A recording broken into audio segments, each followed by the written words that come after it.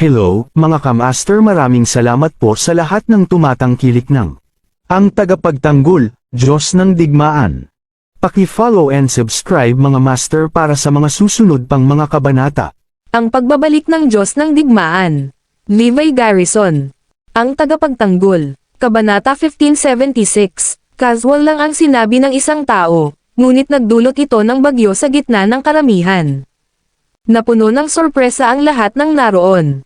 Mabuting Panginoon, parang totoo yan. Sa katunayan, ang aberrant na pagwawalang kilos na ito ay nagsimula lamang pagkatapos umalis ni Levi. Simula nang tumigil kami sa pagdalo sa kanyang plano sa pagsasanay, huminto ang aming pag-unlad. Sa loob ng mahabang panahon, tila hindi kami nag-improve kahit kaunti. Sa direksyon ng kanilang mga iniisip, ang pagkagulat ay nakaukit sa bawat isa sa kanilang mga mukha. Nagkataon kaya ito o dahil talaga kay Levi? Napagtanto din iyon ni Philip, Zer, at ng iba pa. Sabay-sabay silang pinagpawisan ng malamig.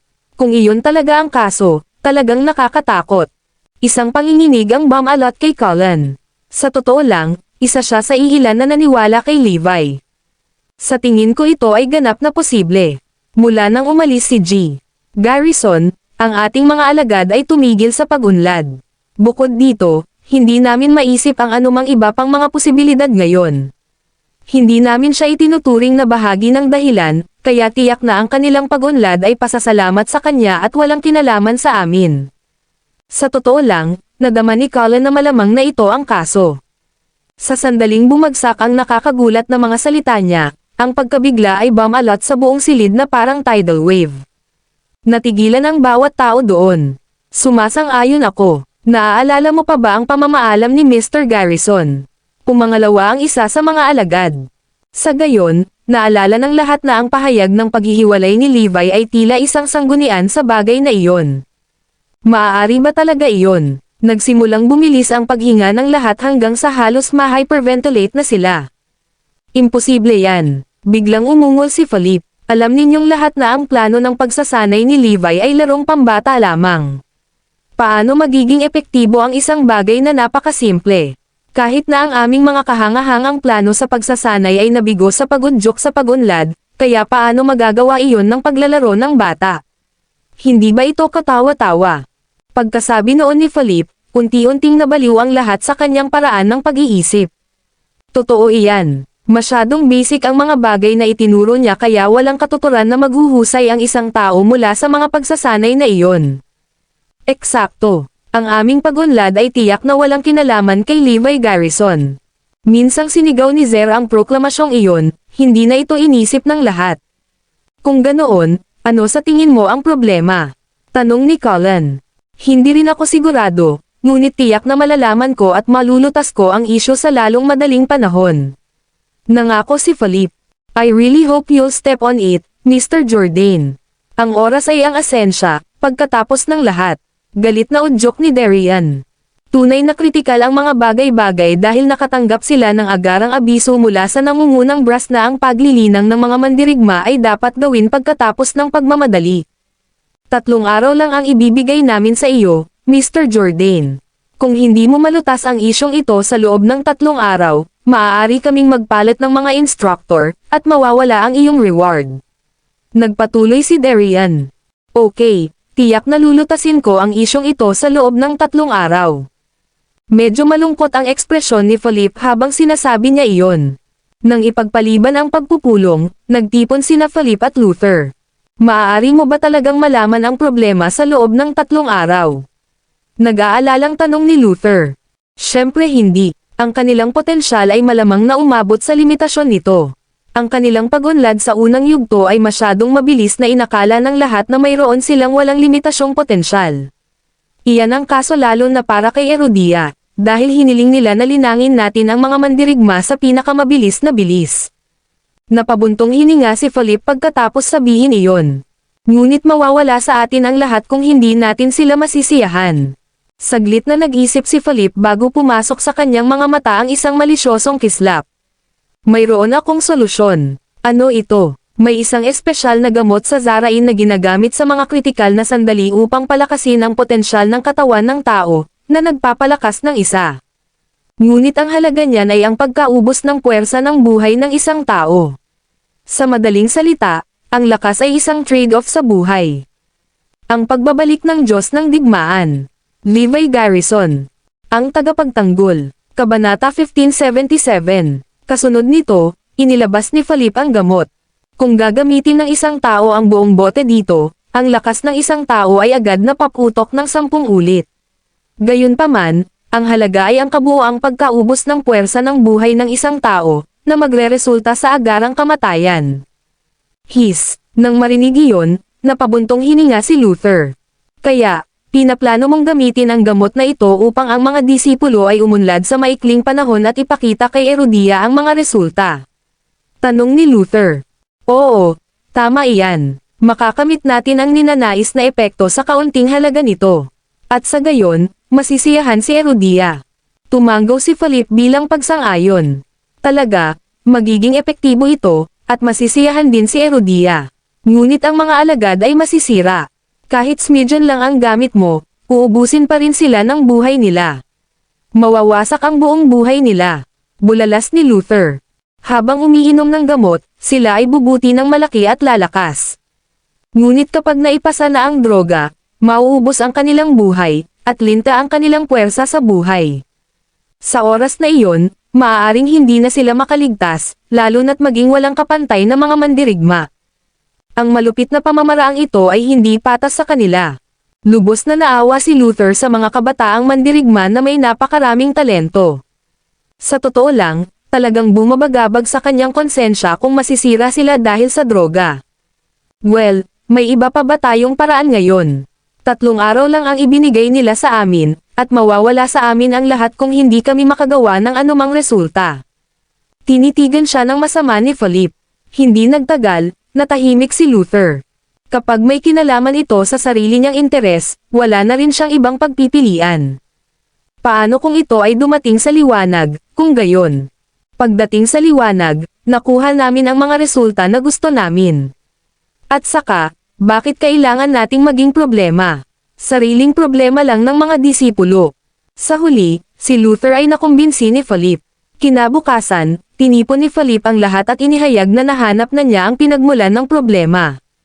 Pagkatapos, iginiit niya na tiyak na gagana ang susunod na plano sa pagsasanay. At sa gayon, ang lahat ng mga alagad ay kinuha at inihagis ang kanilang mga sarili sa pagsasanay. Oo naman, epektibo ito sa pagkakataong ito. Unti-unti, nag-improve silang lahat.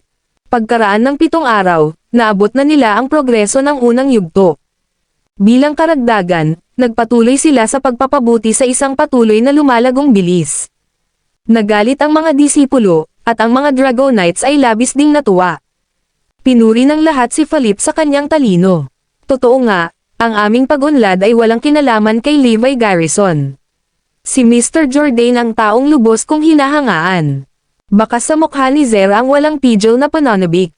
Ngunit nakasimangot si Cullen. Hindi niya maalis ang pakiramdam na may mali. Bagamat binago ang plano sa pagsasanay, talagang hindi ito gaanong naiiba sa mga nauna. Logically speaking, hindi nito posibleng baguhin ang kasalukuyang sitwasyon. Ngunit gayunpaman, ang mga resulta ay hindi inaasahang nakakagulat. Sa totoo lang, hindi ko talaga maisip ang dahilan. Sa training base ng Hidden Dragon, isang masayang kapaligiran ang sumalubong sa buong lugar. Si Philip ay itinuring na Diyos mismo, lalo na ng alagad na walang katapusan na pumuri sa kanya. Pagkatapos ng lahat, walang sinumang tao ang hindi magagalak na makita ang kanyang sarili na lumalakas araw-araw. Lingid sa kanilang kaalaman, sa ilalim ng maningning na harapan ay nakalatag ang isang kahindik-hindik na katotohanan na kinaagnasan at puno ng mga butas. Ganyan talaga ang kalagayan ng mga katawan ni Zer at ng iba pa. Sa kabila ng katotohanan na ang kanilang lakas ay umuusad ng mabilis, ang kanilang mga katawan ay nabubulok. Gayunpaman, wala silang ideya tungkol doon. Ginagamit ni Philip ang kanilang buhay upang makipagpalitan para sa kanyang kapakinabangan, ngunit si Zer at ang iba pa ay labis na nagpapasalamat sa kanya. Nakita mo, wala silang napansing mali. Dahil dito, maaari nating dagdagan ang dosis ngayon. Ang mga labi ni Philip ay hubog sa isang malamig at malupit na arko. 7-fold. 7 beses na tayong umunlad. Kunin mo, Levi Garrison. Kakainin natin ang mga salita niya. Sa pagtaas ng dosis ng gamot, ang pagpapabuti ng lahat ay tumaas. Ang pagbabalik ng Diyos ng digmaan. Levi Garrison. Ang tagapagtanggol. Kabanata 1578. Nakuha ng lahat ang resulta na gusto nila, at si Levi ang unang taong naisip ni Zer. Hindi niya hinintay na makita ni Levi kung gaano siya kalakas noon. Sa katunayan, siya ang alagad na may pinakamalakas na pananabik na maging kapantay ng Northern Demon. Siya ay pinalakas ng kumpiyansa, na minamaliit ang lahat maliban kay Philip. Maghohost ako ng isang internasyonal na kompetisyon pagkaraan ng 3 araw partikular para sa mga nakababatang henerasyon na tulad ninyong lahat. Ang mga mahuhusay na mandirigma mula sa 10 bansa ay lalahok noon, at hindi sila mahina. Sa makatuwid, kailangan nating magtrabaho ng husto. Anunsyo ni Philip. Sa katotohanan, ito ay higit sa lahat para sa layunin ng pagsubok sa mga resulta ng espesyal na pagsasanay. Nais niyang kumbansihin si Erodia upang makakuha ng mas maraming benepisyo. Nagkataon, ang ibang mga bansa ay nagsasagawa rin ng espesyal na pagsasanay katulad ng Hidden Dragon, lahat ay aktibong naghahanda. Kaya, ginamit ni Philip ang kanyang mga koneksyon at katayuan upang mag-host ng isang internasyonal na kompetisyon. Mr. Jorda, dapat nating anyayahan si Levi Garrison at ipakita sa kanya ang ating kakayahan. Sigaw ni Zer. Sa huli, personal na hinanap ni Darian si Levi at sinabi sa kanya ang tungkol sa internasyonal na kompetisyon. Anong perpektong timing? Nagkataon na gusto kong magsanay saglit ang aking mga disipulo. Nagpaplano lang si Levi na humanap ng ilang kalaban para kay Floyd at sa iba pa para pakinisin ang kanilang mga kakayahan, ngunit isang pagkakataon ang kumakatok sa pinto. Anong mga alagad? Ang lalaki ay tumingin sa kanya ng may pag-aalinlangan. Naaalala mo pa ba ang unang batch ng mga disipulo ng Hidden Dragon na nabigo? Oo, kinuha mo silang lahat, hindi ba? Anong meron sa kanila?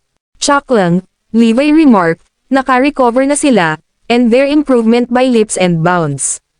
Gusto ko rin silang sumali sa kompetisyong ito. Imposible yan. Tumigil ka sa pagsisinungaling sa amin. Alam ng lahat na sila ay baldado tulad mo, hindi na muling makapagsanay ng martial arts. Gayunpaman, gusto mo silang sumali sa kompetisyon. Hindi pwede. Iyan ay isang pipe dream, kaya itigil ang pagbubuga ng kalokohan. Tumanggi ang lahat na ay entertain ang kanyang ideya, kaya sumuko na lang si Levi.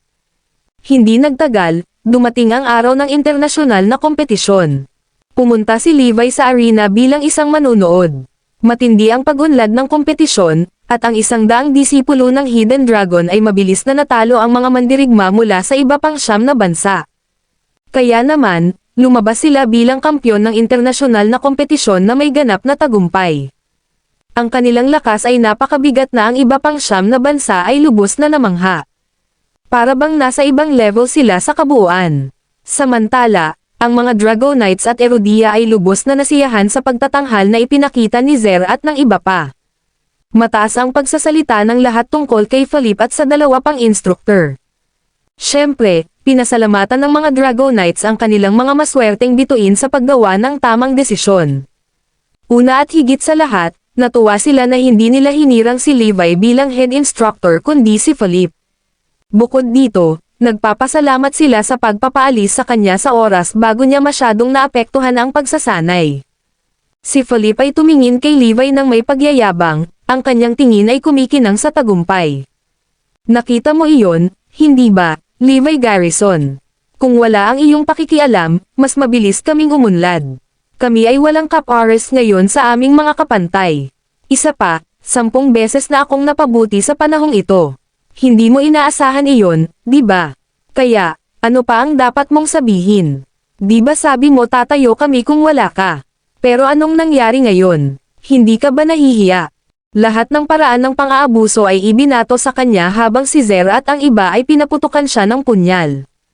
Akala nila noong una ay magugulat at mapapahiya si Levi, ngunit walang tugon mula sa kanya. Talagang hindi ka panipaniwala ang iyong pag-unlad, nginisya ni Levi. Gayunpaman, tinitigan siya ni Zer at ng iba pa. Gayunpaman, inuubos mo lamang ang iyong habang buhay at puwersa ng buhay. Malapit na kayong matapos. Likas na nakikita ni Levi sa kanilang ginintuan na panlabas hanggang sa sira-sirang loob.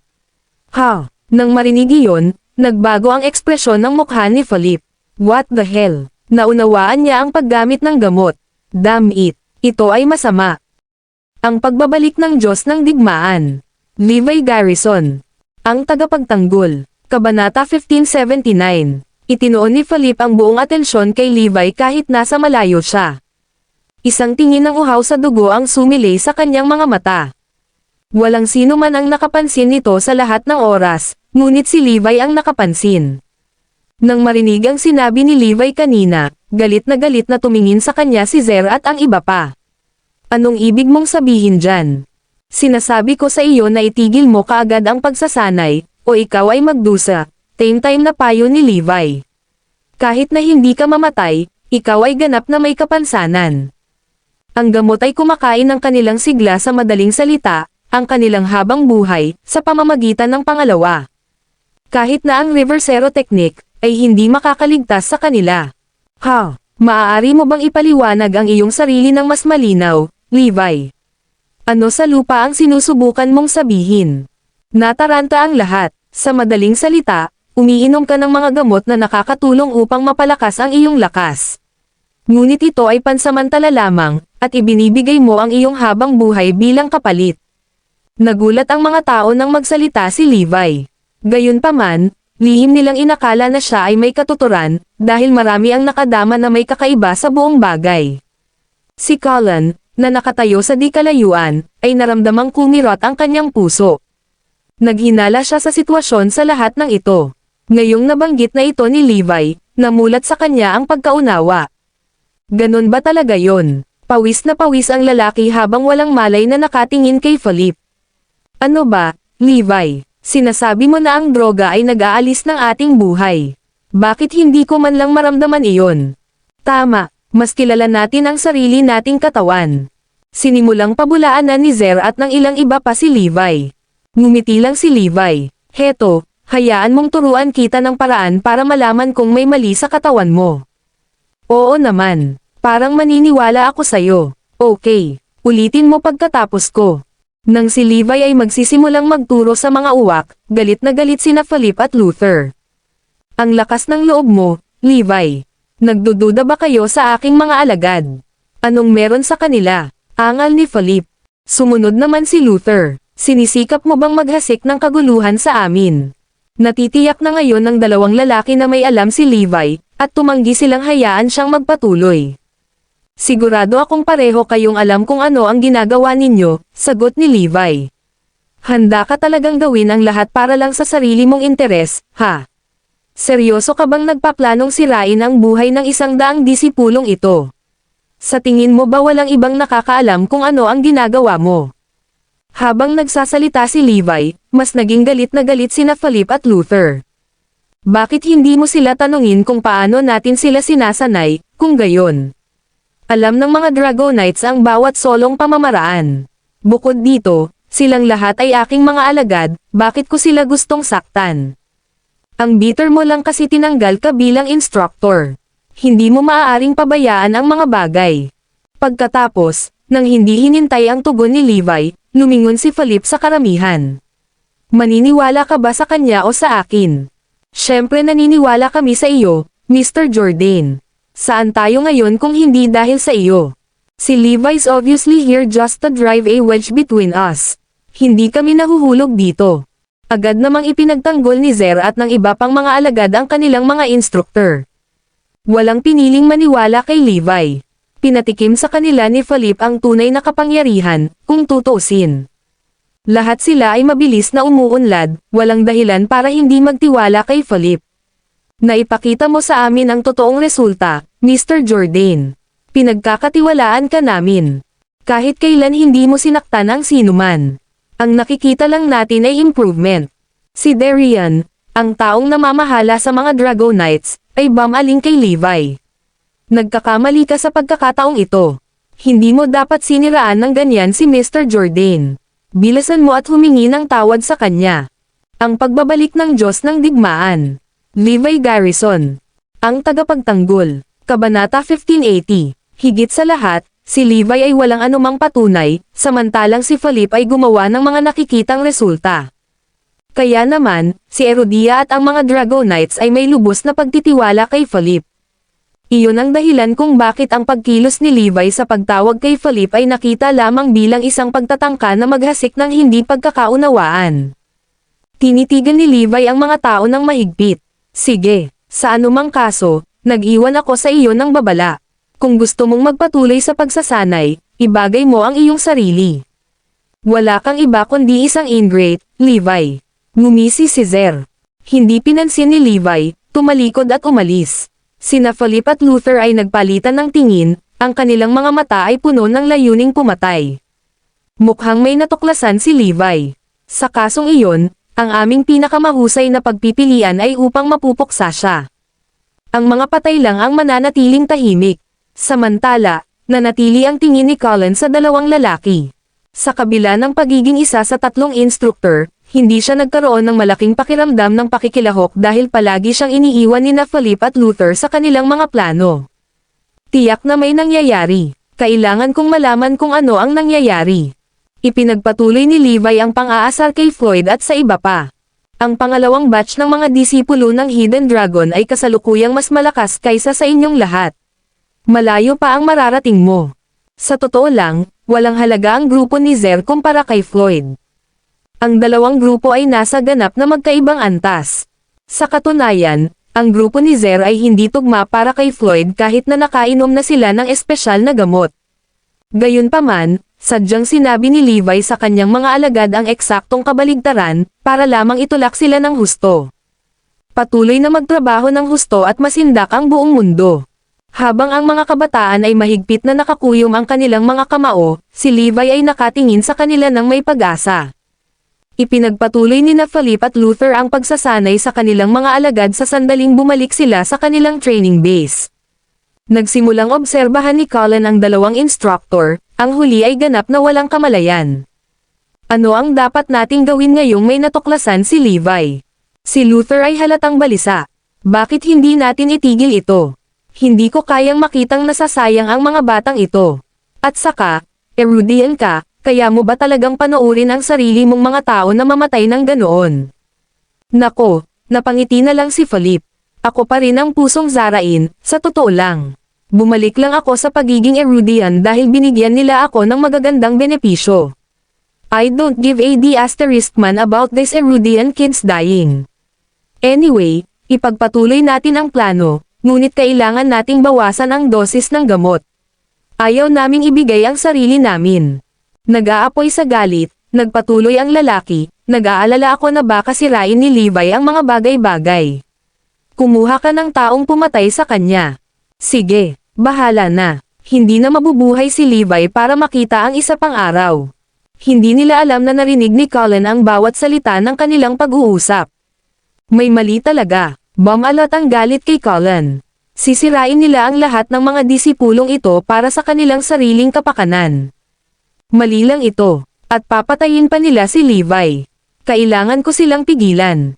Sa kabila ng pag-alam sa katotohanan, pinili ni Colin na manatiling mababa. Ilalantad ko sila kapag mayroon akong sapat na ebidensya. Pero sa ngayon, kailangan kong sabihin kay Levi ang tungkol dito. Pumunta si Colin sa kinaroroonan ni Levi at ibinalita ang lahat tungkol sa plano ni Philip at Luther na patayin siya. Gayunpaman, nanatiling kalmado si Levi at ngumiti. Alam ko, siguradong susundan nila ako. Paano ka pa nakangiti tungkol dito? Natarante si Colin. Maaari nilang dalhin ito. Papatayin ko ang maraming tao hanggat kailangan ko. Ang pagbabalik ng Diyos ng Digmaan. Levi Garrison. Ang tagapagtanggol. Kabanata 1581. Napatulala si Colin sa kawalang interes ni Levi. Kung noon pa man, hindi ako mag-aalala kahit na ang buong mundo ay laban sa iyo. Ngunit ikaw ay naging isang ordinaryong sibilyan ngayon. Paanong wala ka pa ring pakialam? Banibiro mo ba ang sarili mong buhay? Kung wala ka ng ibang sasabihin, bilisan mo at umalis ka, utos ni Levi. Anyway, mag-ingat ka. Mas mabuting magtago ka. Hinding-hindi ka nila bibitawan. Mataimtim na tinitigan ni Colin si Levi. Mas mabuting mag-ingat ka rin. Papatayin ka nila kapag nalaman nila, paalala ni Levi. Ngumiti si Cullen. Huwag kang mag-alala. Isa akong instructor mula sa Special Forces. Hindi sila maglalakas loob na patayin ako. Hindi pinansin ni Cullen ang bagay na ito. Masyado siyang nag-iisip. Siya dapat ang nag-aalala sa sarili niya kaysa sa akin. Gayunpaman, nanalangin ang lalaki na kayanin ni Levi ang pagsubok. Bumalik si Cullen sa training base at, gaya ng inaasahan, natagpuan niya sina Philip at Luther na palihim na gumagamit ng gamot. Lihim niyang itinala ang ebidensya. Samantala, natagpuan ni Luther ang kanyang sarili na 8 makapangyarihang mandirigma upang makalusot sa Northampton at pumatay kay Levi. Hindi nagtagal at nagkita ang dalawang partido. Go get them, sabi ni Levi sa 6 na guard na pinadala ni Lance. Kanina pa sila nagsasanay sa ilalim ni Levi. Kaya, ito ay isang perpektong pagkakataon upang suriin ang kanilang pag-unlad. Ang dalawang panig ay lumaban sa pantay na batayan. Malaking improvement ito para sa 6 na gwardya. Pagkatapos ng lahat, ang kanilang mga kalaban ay ang nangungunang mga assassin ni Terlen. Nagulat din ang 6 na gwardya. Ikaw na, Evie. Sa pagkataranta ng lahat, inutusan ni Levi si Forlivia na humakbang pasulong. Ang 8 mandirigma ay natigilan nang makita ang isang bata na papalapit sa kanila. Ganoon mo ba kami minamaliit? Nagpapadala ka ng isang bata lang para awayin kami.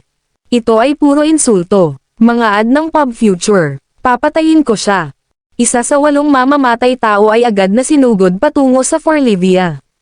Bam! Gayunpaman, mabilis siyang pinalipad ng batang babae sa isang sipa. Bumagsak ang lalaki sa lupa, hindi na gumagalaw kahit 1 pulgada. Natigilan sa gulat ang natitirang 7 kalaban. Pagkatapos niya, nagpatuloy din sila sa pagtakbo pasulong. Bang! Pow! Thud! Agad na naganap ang away. Napakabilis, pinalipad din sa himpapawid ang 7 lalaki. Bumagsak sila sa lupa at hindi makapaniwalang nakatingin kay Forlivia. Ang 8 pinakamahusay na manlalaban ni Terlen ay natalo sa isang batang babae. Hindi ka panipaniwala, parehong nagulat ang 6 na gwardya. Hindi sila tugma ni Evie. Nakakabaliw ito. At si Evie ay isang bata pa lamang. Ang 6 na gwardya ay mas determinado ngayon na patuloy na sundan si Levi. Ito ang kanilang tanging paraan upang matiyak ang kanilang sarili ng magandang kinabukasan. Paalisin mo sila, utos ni Levi bago umalis kasama ang kanyang anak na babae. Ngayon ang unang tunay na laban ni Forlivia, at ito ay malinaw na isang malaking tagumpay. Kailangan niyang magsanay ng mas mabuti kung gusto niyang maging mas malakas. Ito ay simula pa lamang. Mabilis na nakatanggap ng balita sina Philip at Luther tungkol sa pangyayari. Ano? Nawala tayo. Hindi pwede iyon. Partikular na kinuha ko ang nangungunang 8 mamamatay mula sa Terlen. Paano tayo natalo? Hindi ba ordinaryong tao lang si Levi ngayon? Wala rin siyang malakas na manlalaban. Napatulala ang 2 lalaki. Si Cullen ay ganoon din ang pagtataka nang marinig ang balita. Paano nakaligtas si Levi? Ito ay walang kahulugan. Isa na lang siyang ordinaryong tao ngayon. Ito ay masyadong nakakalito. Ang pagbabalik ng Diyos ng Digmaan. Levi Garrison. Ang tagapagtanggol. Kabanata 1582. Hindi lang sila ang nalilito. Ang Obsidian Dragon ay walang pagbubukod. Kahit ang Supreme Class Fighter na ito ay hindi maintindihan si Levi. Sa huli, nakabuo sila ng isang pamamaraan. Magpadala ka ng iba, pero sa pagkakataong ito, hindi para patayin si Levi. Ito ay para malaman kung sino ang nagpoprotekta sa kanya. Tama, dapat nating subukan muna ang tubig. Ang pagtanggal kay Levi ay makakapaghintay. Okay, pupunta tayo ayon sa plano mo. Sumang-ayon din ang Obsidian Dragon sa arrangement. Magpadala ng pekeng Supreme Class Fighter na hindi sinasadyang alertuhan sila ngunit makakatakas din sa harap ng panganib. Nakuha ko. Ang isang pekeng Supreme Class Fighter ay isang hakbang na lang mula sa pagiging isang aktwal na Supreme Class Fighter. Ngunit hindi nito binago ang katotohanan na ang isang pekeng Supreme Class Fighter ay napakalakas pa rin, mas higit pa kaysa sa Northern Demon. Samantala, sa loob ng Hidden Dragon Training Camp, sina Philip at Luther ay parehong nagsisikap na alamin kung bakit hindi namatay si Levi. Biglang dumating si Zer para hanapin sila. Mr. Jordan, may isang bagay na hindi ako sigurado kung dapat ba kitang kausapin. Magsalita ka. Ano ito? Napatingin ang dalawang instructor kay Zer. Napansin ko kung gaano kakaiba ang kinikilos ni Mr. Layton kamakailan. Maaabala siya sa mga klase at gugugol ang natitirang oras niya sa pagtitig sa inyong dalawa. Nakita ko pa siyang palihim na dumaan sa iyong mga lugar. May ideya ka ba kung ano ang ginagawa niya? Kapwa sina Philip at Luther ay halatang natigilan nang marinig iyon. Ito ay masama. Siguradong may naisip si Colin. Hindi katakataka na kakaiba ang kinikilos niya sa mga araw na ito. Sandali lang. Siya siguro ang nagligtas kay Levi. Sige, naiintindihan namin. Huwag dalhin ang bagay na ito sa iba. Baka pinagtaksilan lang ni Mr. Layton si Erodia, Philip remarked. Ha? Naguguluhan si Zer. Ngunit si Mr. Layton ay isang kilalang instructor. Bakit niya ipagtaksilan si Erodia? Gayunpaman, talagang kakaiba ang kanyang kinikilos. Paano kung siya ay hindi maganda, tulad ng paglik ng aming plano sa pagsasanay? Baka posible talaga iyon. Panatilihin ang bagay na ito sa mababang. Ako na ang bahala. Tinapik ni Philip ang balikat ni Zer. Pagkatapos, kumislap sa galit ang mga mata niya nang makaalis si Zer. Kailangang mamatay ni Colin. Kung hindi siya, tayo ang mamamatay. Tama ka, sagot ni Luther. Siguro matagal na niyang naisip ang isang bagay at nangongolekta siya ng maraming ebidensya. Kailangan na nating magmadali. Mamamatay tayo for sure kung i-expose niya tayo. Hindi na makapaghintay si Philip. Nagpatuloy si Colin sa pangangalap ng ebidensya. Walang kamalay-malay na alam na ng kanyang dalawang kasamahan ang kanyang pinagkakaabalahan. Ngayon, sila naman ang nanonood sa kanya. Phew! Nakahinga ng maluwag si Colin matapos makaipon ng 1 toneladang ebidensya. Hindi ko alam kung paano nalaman ni Mr. Garrison, pero talagang tama siya. Gusto kong makita kung paano sila makakatakas ngayon na mayroon akong lahat ng patunay na ito. Nang malapit nang lumabas si Colin, dala ang lahat ng ebidensya niya.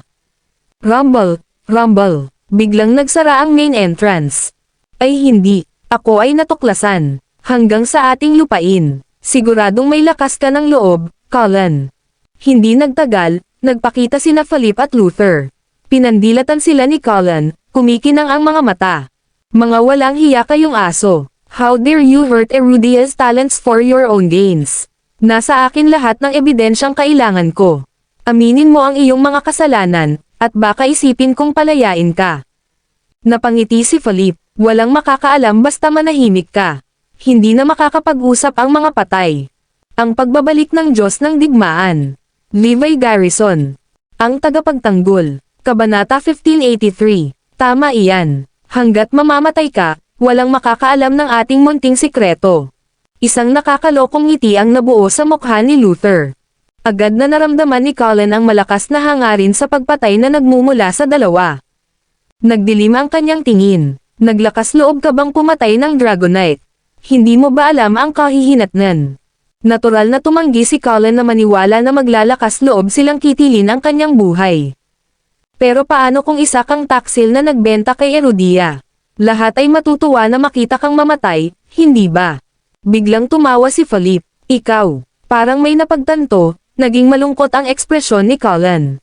Mabilis niyang naalala ang sinabi sa kanya ni Levi. Papatayin talaga nila ako. Takbo. Nagmamadaling sabi ng lalaki sa sarili. Sinusubukang tumakas. Huli na para dyan. Agad na hamarang sina Philip at Luther sa daan ni Colin. Patayin siya. Sa pamamagitan nito, may paglaban lamang ni Colin ang kanyang buhay. Isang matinding labanan ang naganap sa loob ng makitid na hangganan ng lugar. Nako, walang pag-asa na nalampasan si Colin. Sa bingit ng kamatayan, bumagsak siya sa sarili niyang pool ng dugo. Sina Philip at Luther ay nagkunwaring nasugatan din. Rumble, rumble. Bumukas ang pinto ng laboratorio. Dumating si Zer na may kasamang mga tao.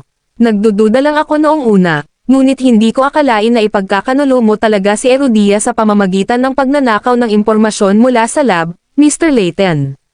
Nakarating na si Zer dito nang sabihin sa kanya ni Philip at Luther. Ang sumalubong sa kanyang mga mata ay ang eksena ng pagkatalo ng dalawang instructor kay Colin matapos subukan ng huli na magnakaw ng ilang confidential na impormasyon. Okay ka lang ba, Mr. Jordan at Mr. Treadway? Napuno ng pag-aalala si Zer at ang iba pa. Salamat at nakarating kayong lahat dito sa tamang oras, kung hindi ay nakatakas siya. Pinunasan ni Philip ang ilang dugo sa gilid ng labi niya. Tumutulo ang dugo sa bibig ni Cullen habang hindi makapaniwalang nakatingin sa mga taong nasa harapan niya. Sila. Sa huli, walang sinabi si Cullen at nalagutan ng hininga. Ang balita ng pagkamatay ni Cullen ay yumanig sa Hidden Dragon. Ang mga Dragonites ay nagkakagulo rin. Tinangka ni Cullen na ipagkanulo si Erudia sa pamamagitan ng paglalantad ng mga plano sa pagsasanay nito, ngunit nahuli at napatay ng kanyang dalawang kasamahan sa trabaho at isang malaking pulutong ng mga disipulo, kahit iyan ang naiulat. Gaano man kaduda-duda ang kwento, may matibay na katibayan ng mga gawa ni Cullen, na ginugol ni Philip at Luther sa nakalipas na 2 araw na pamemeki. Salamat sa mga huwad na dokumentong iyon, walang paraan na magagawa ni Cullen na ibalik ang mga talahan na yan. Hindi lamang namatay ang lalaki, ngunit ngayon ay maling binansagan siyang traidor. Higit pa rito, sina Philip, Luther, at ilan sa kanilang mga alagad ay tumanggap ng mga parangal para sa kanilang mga achievements. Ang natitira na lang ay patayin si Levi, at ang buhay natin ay mawawalan ng pag-aalala. Pilit na ngumiti sina Philip at Luther. Nang magsimula silang magplano laban kay Levi, natural na nakatanggap ang huli ng balita tungkol sa pagkamatay ni Cullen. Akala niya ay mabubuhay pa si Cullen. Ganyan kabastusan. Pinatay nila ang aking kasama at binansagan siyang traidor. Galit na galit si Levi. Desidido siyang humingi ng hustisya para kay Cullen. Pumunta pa nga siya dito para bigyan ako ng babala. May utang talaga ako sa kanya.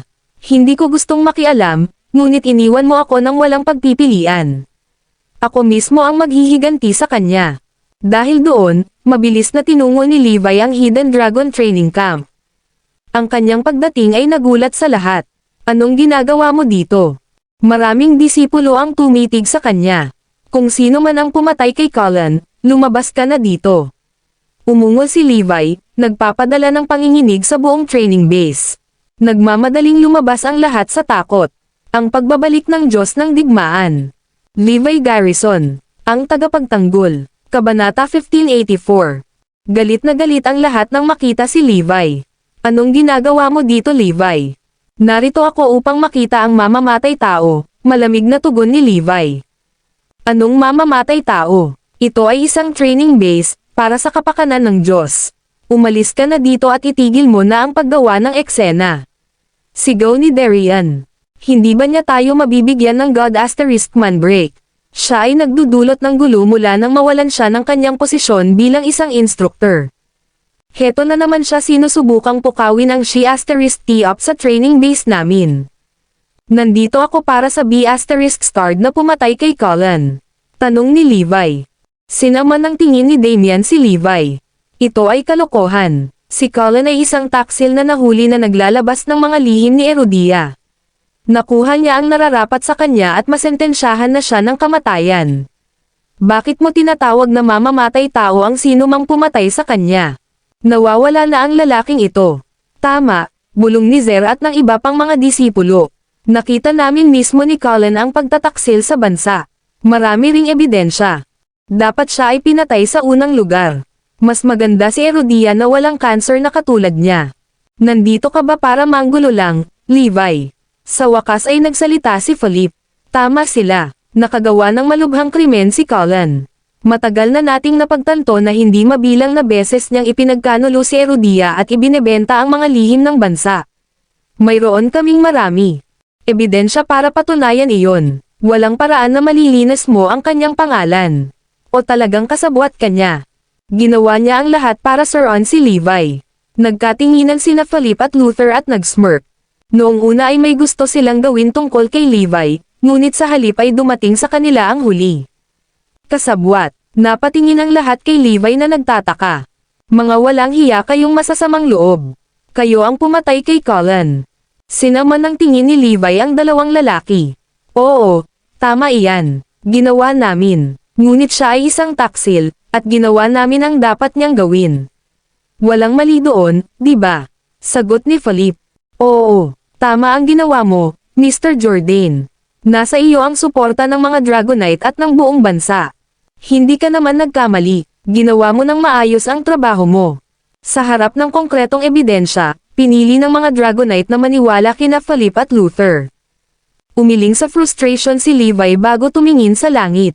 Ikaw ba ay isang grupo ng mga idiot? Bakit ipagkakanulo ni Colin si Erudia? Ang dalawang lalaking ito ang walang kwenta, at pinatay nila si Colin dahil malapit na niyang ilantad ang kanilang maruming sikreto. Narito ang patunay, Levi. Ano pa ang gusto mo? Inihagis ni Darian ang stack ng ebidensya kay Levi. Binuklat ni Levi ang bawat pahina. Tapos, lumawak ang ngisi niya.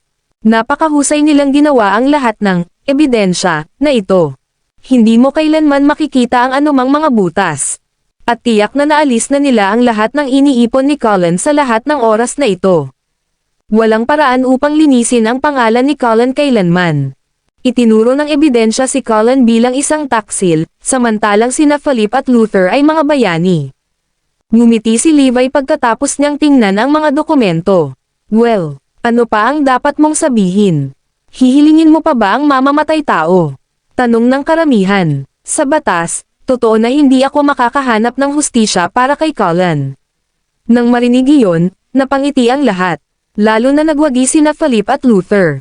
Malinaw na alam ni Levi na sila ang mga pumatay, ngunit wala siyang magagawa tungkol dito. Ngunit hahanapin ko ang hustisya sa aking paraan. Ang pagbabalik ng Diyos ng Digmaan. Levi Garrison. Ang tagapagtanggol. Kabanata 1585. Agad na natigilan ang karamihan. Anong balak niya? Ang iyong paraan. Paano mo balak gawin iyon?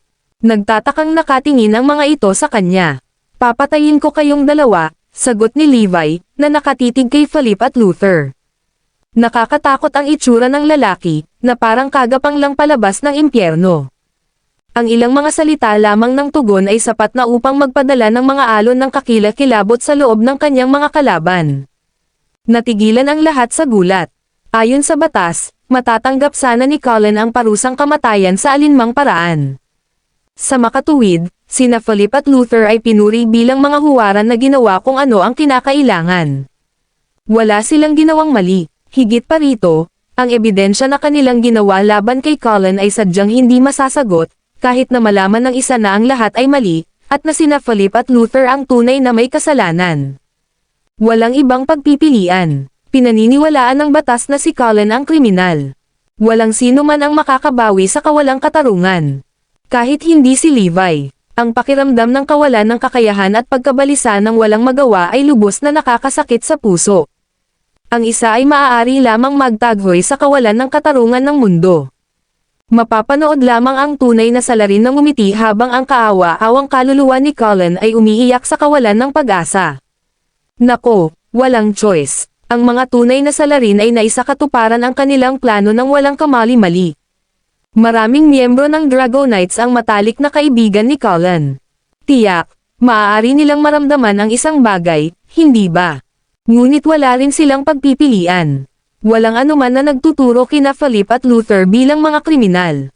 Mga ad ng pub future, matatanggap lamang ng lahat ang kinalabasan sa katahimikan. Pero iba si Levi. Hindi niya maklear ang pangalan ni Colin, ngunit kaya niya itong ipaghiganti. Kaya niyang patayin ang mga pumatay kay Colin. At ngayon, iyon mismo ang balak niyang gawin. Ito ang kanyang paraan. Nababaliw ka na ba, Levi? Papatayin mo ba sila? Nagulat ang mga tao. Lahat ay nakatingin kay Levi na parang hindi makapaniwala. Tama iyan. Papatay ako para makaganti. Ito ang paraan ko. Bumaba ang tingin ni Levi kina Philip at Luther, ang kanyang mga mata ay kumikislap ng nakamamatay. Wala ka bang pakialam sa batas? Nakakahiya ka, Levi. Nagbabakasakali ka bang pumatay ng tao sa harapan nating lahat? Sa tingin mo ba papayagan ni Erudia ang ganitong kahangalan? Bilasan mo at umalis, at magkukunwari kaming walang nangyaring ganito. Galit na galit si Damian. Bakit hindi ako maglakas loob? Iyon mismo ang gagawin ko. Papatayin ko ang dalawang lalaking ito sa harapan ninyong lahat.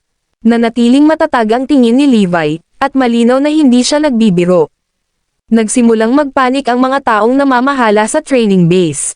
Hoy, huminahon ka, Levi. Ikaw. Bigla namang tumawa si Zer. May papatay siya. Anong biro? Okay, hayaan mo siya. Gusto kong makita kung paano ito magagawa ng isang ordinaryong tao na tulad niya. Nabalik ang lahat sa realidad sa paalala ni Zer. Tama siya. Ordinaryong tao lang si Levi ngayon. Sino ba ang kaya niyang patayin? Kaya nga bang patayin ni Levi sina Philip at Luther? Maya-maya, nagsimulang tumawa ng malakas ang lahat. Sina Philip at Luther ay nagpalitan ng mga tingin na nakangisi. Gusto tayong patayin ng isang regular na chap. Anong biro? Halika, pagkatapos, hahayaan ka naming subukan ito.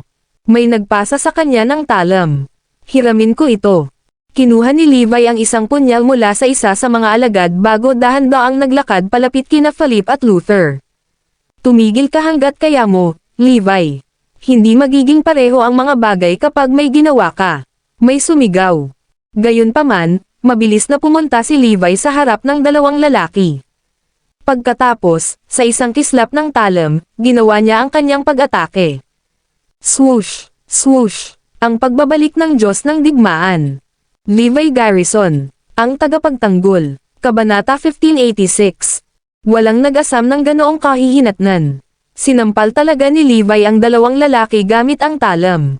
Napahawak ang dalawang lalaki sa kanilang mga dibdib sa gulat habang umaagos ang dugo mula sa kanilang mga sugat. Napatitig sila kay Levi na parang hindi makapaniwala. Anong nangyari? Paanong ang isang ordinaryong tao ay gumagalaw ng ganoon kabilis? Hindi man lang kami nakapag-react. Nagsimulang mawala ng malay sina Philip at Luther. Mula sa ekspresyon ni Levi, alam nilang tiyak na sasalakayin niya sila ng walang takot. Gayunpaman, naniniwala sila na magagawa nilang pigilan siya at sa halip ay papatayin siya. Nako, ang dalawang top-tier fighters ay hindi man lang nagkaroon ng pagkakataong mag-react. Agad silang nabiktima ng kanyang talam.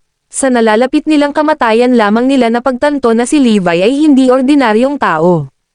Sa halip, siya ay kasing lakas ng dati, napakalakas na sila ay napatay sa isang iglap. Bagaman, ang sitwasyon ay mukhang ganap na naiiba sa iba. Sa karamihan ng tao, sina Philip at Luther ay nanatiling tahimik, na nagpapahintulot kay Levi na salakayin sila. Akala ng lahat ay hindi maglalakas loob na gawin ito ni Levi.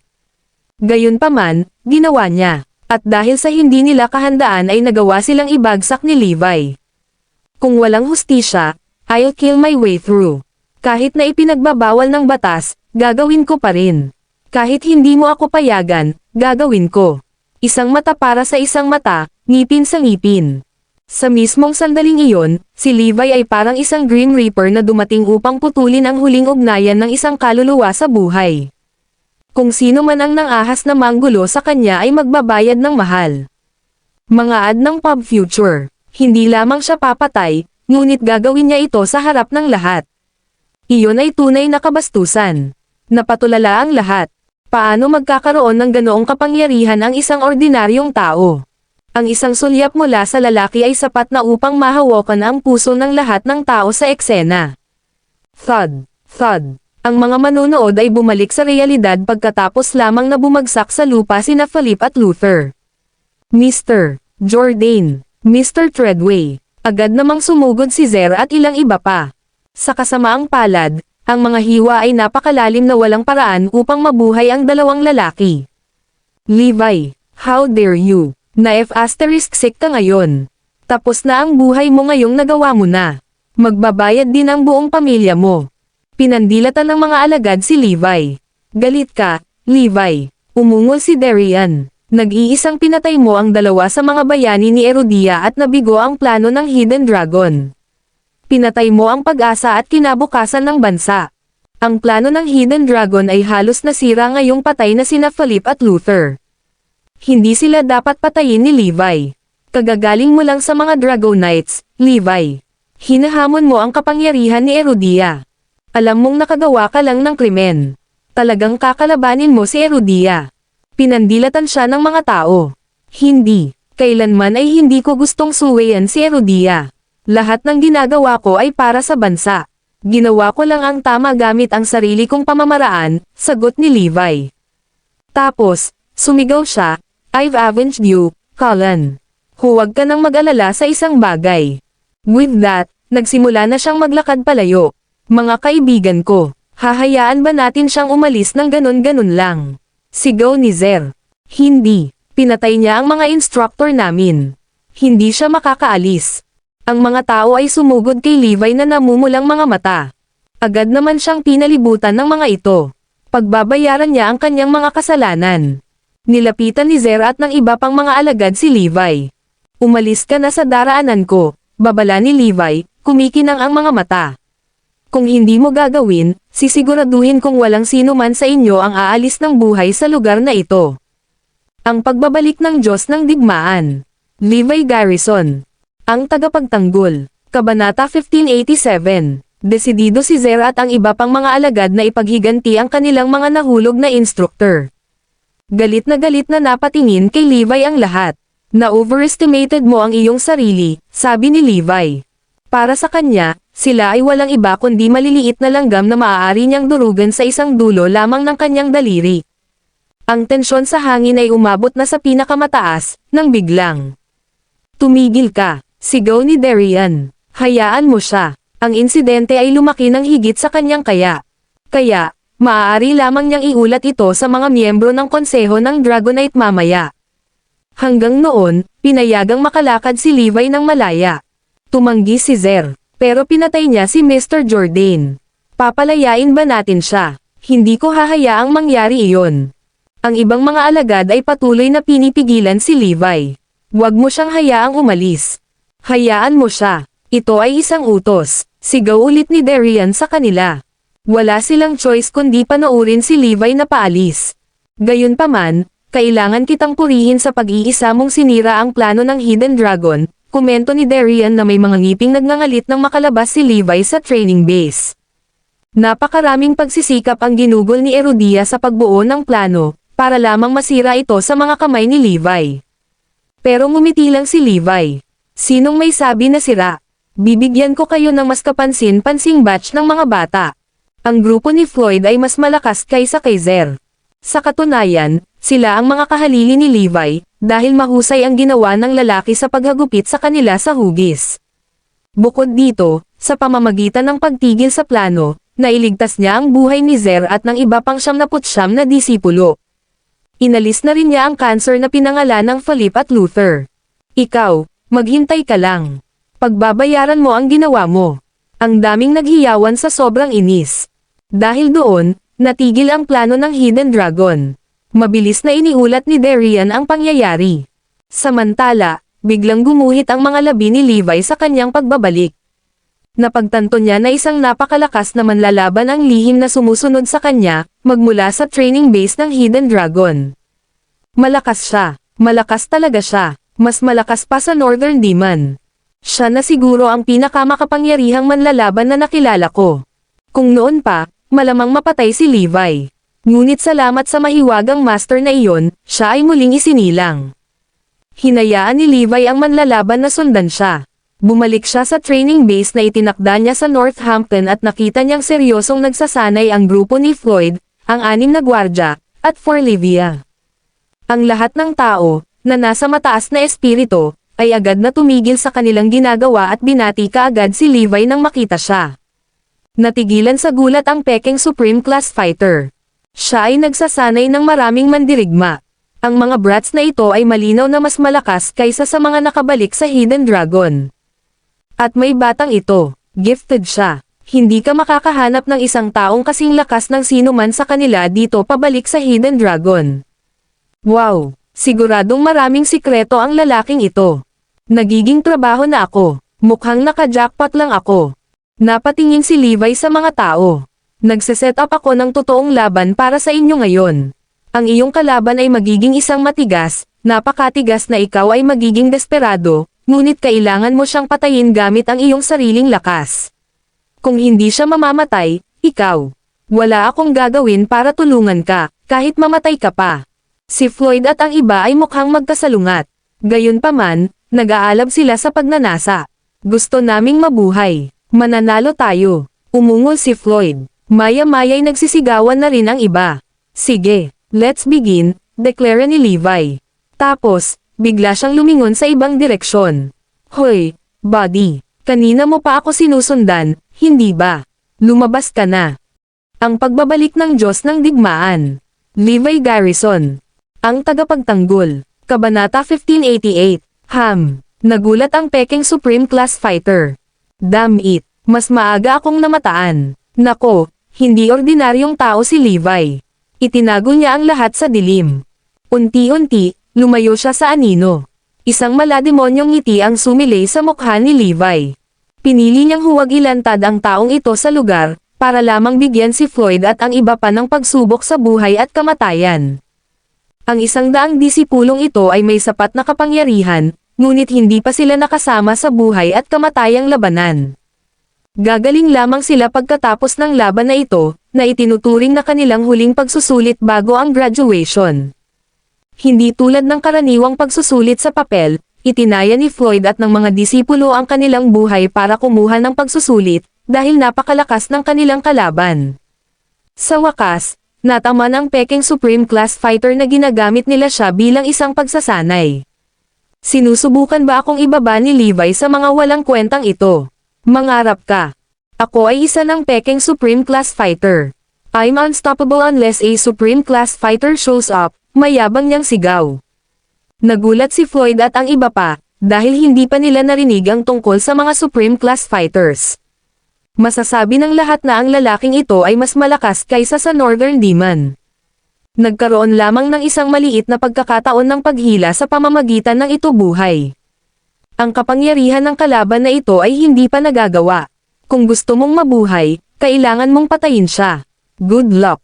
Sa sinabi nito, kinuha ni Levi si Forlivia at umalis kasama ang 6 na bodyguard.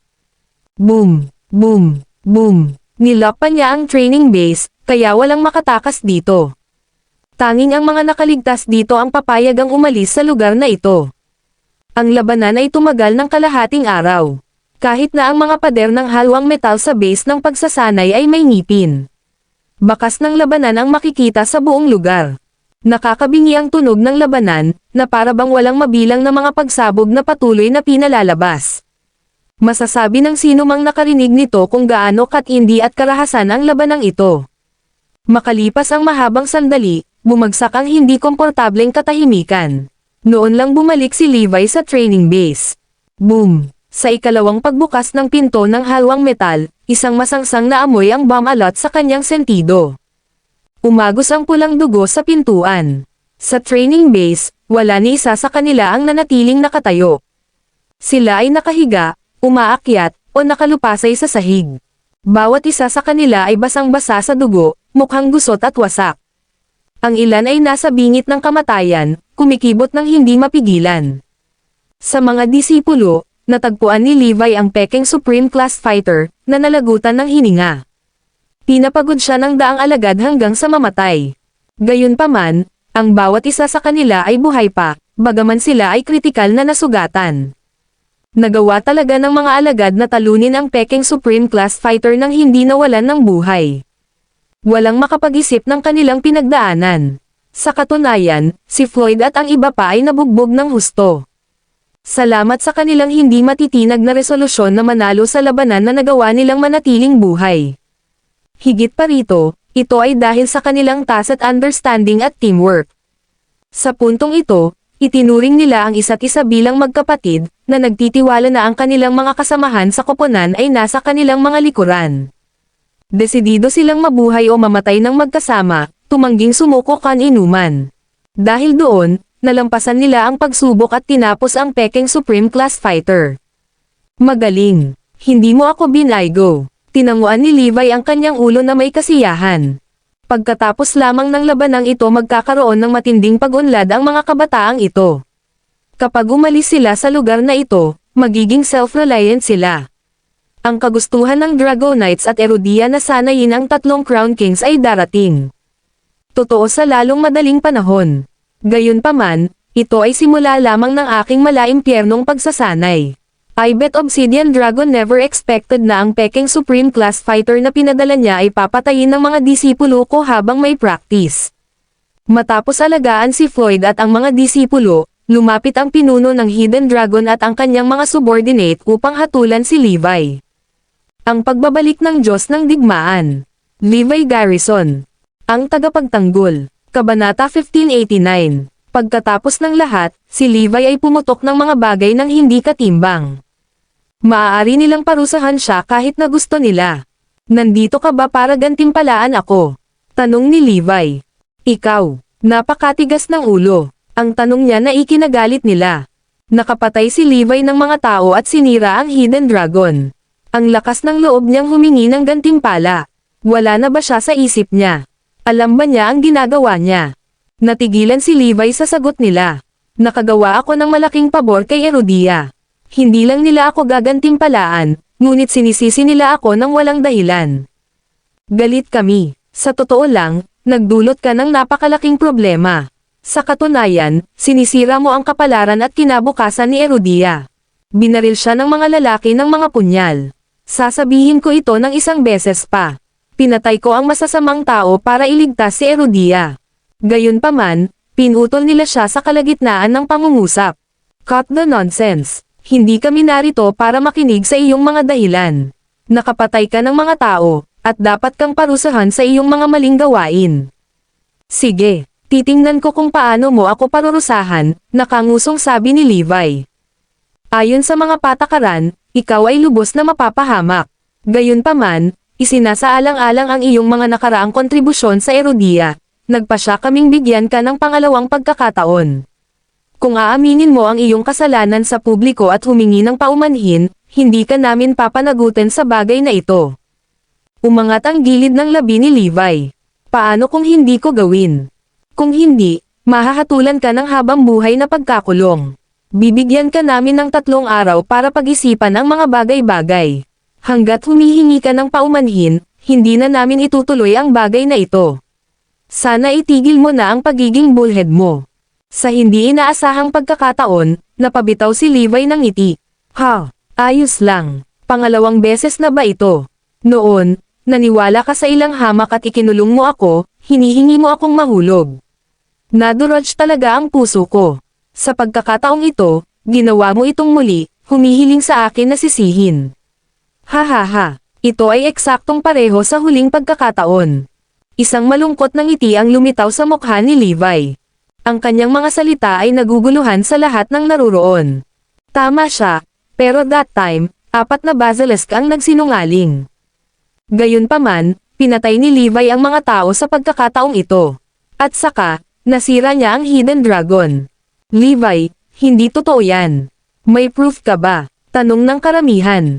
Bumalik ka at imbestigahan si Zer, at malalaman mo ang totoo. Hahanapin ka namin pagkatapos ng 3 araw. Sana, hindi ka namin ikukulong pagkatapos. Umalis na ang lahat matapos siyang paalalahanan. Ang payo ni Levi tungkol sa pag-iimbestiga kay Zer ay hindi narinig. Naninindigan sila na si Levi ang may kasalanan. Kahit na may mga kaunting ebidensya, hindi sila mag-abala na hanapin ang mga ito, dahil pinaniniwalaan lamang nila ang kanilang sariling mga mata at tainga. Samantala, walang pakialam si Levi sa biglaang pagsulpot at babala nila. Bakit ko aaminin na kasalanan ko? Ano bang nagawa kong mali? Walang paraan na maikulong nila ako. Sino ang may kapangyarihang gawin ito? Oo, nakapatay ako ng tao. Kaya ano, mas asama ang mga pinatay ko. Gusto kong makita kung sino ang may lakas ng loob na ikulong ako. Sa training base ng Hidden Dragon, si Zer at ang iba pang mga disipulo ay nagkaroon ng bagong instructor at nagpatuloy sa pagsasanay, ngunit halatang walang resulta.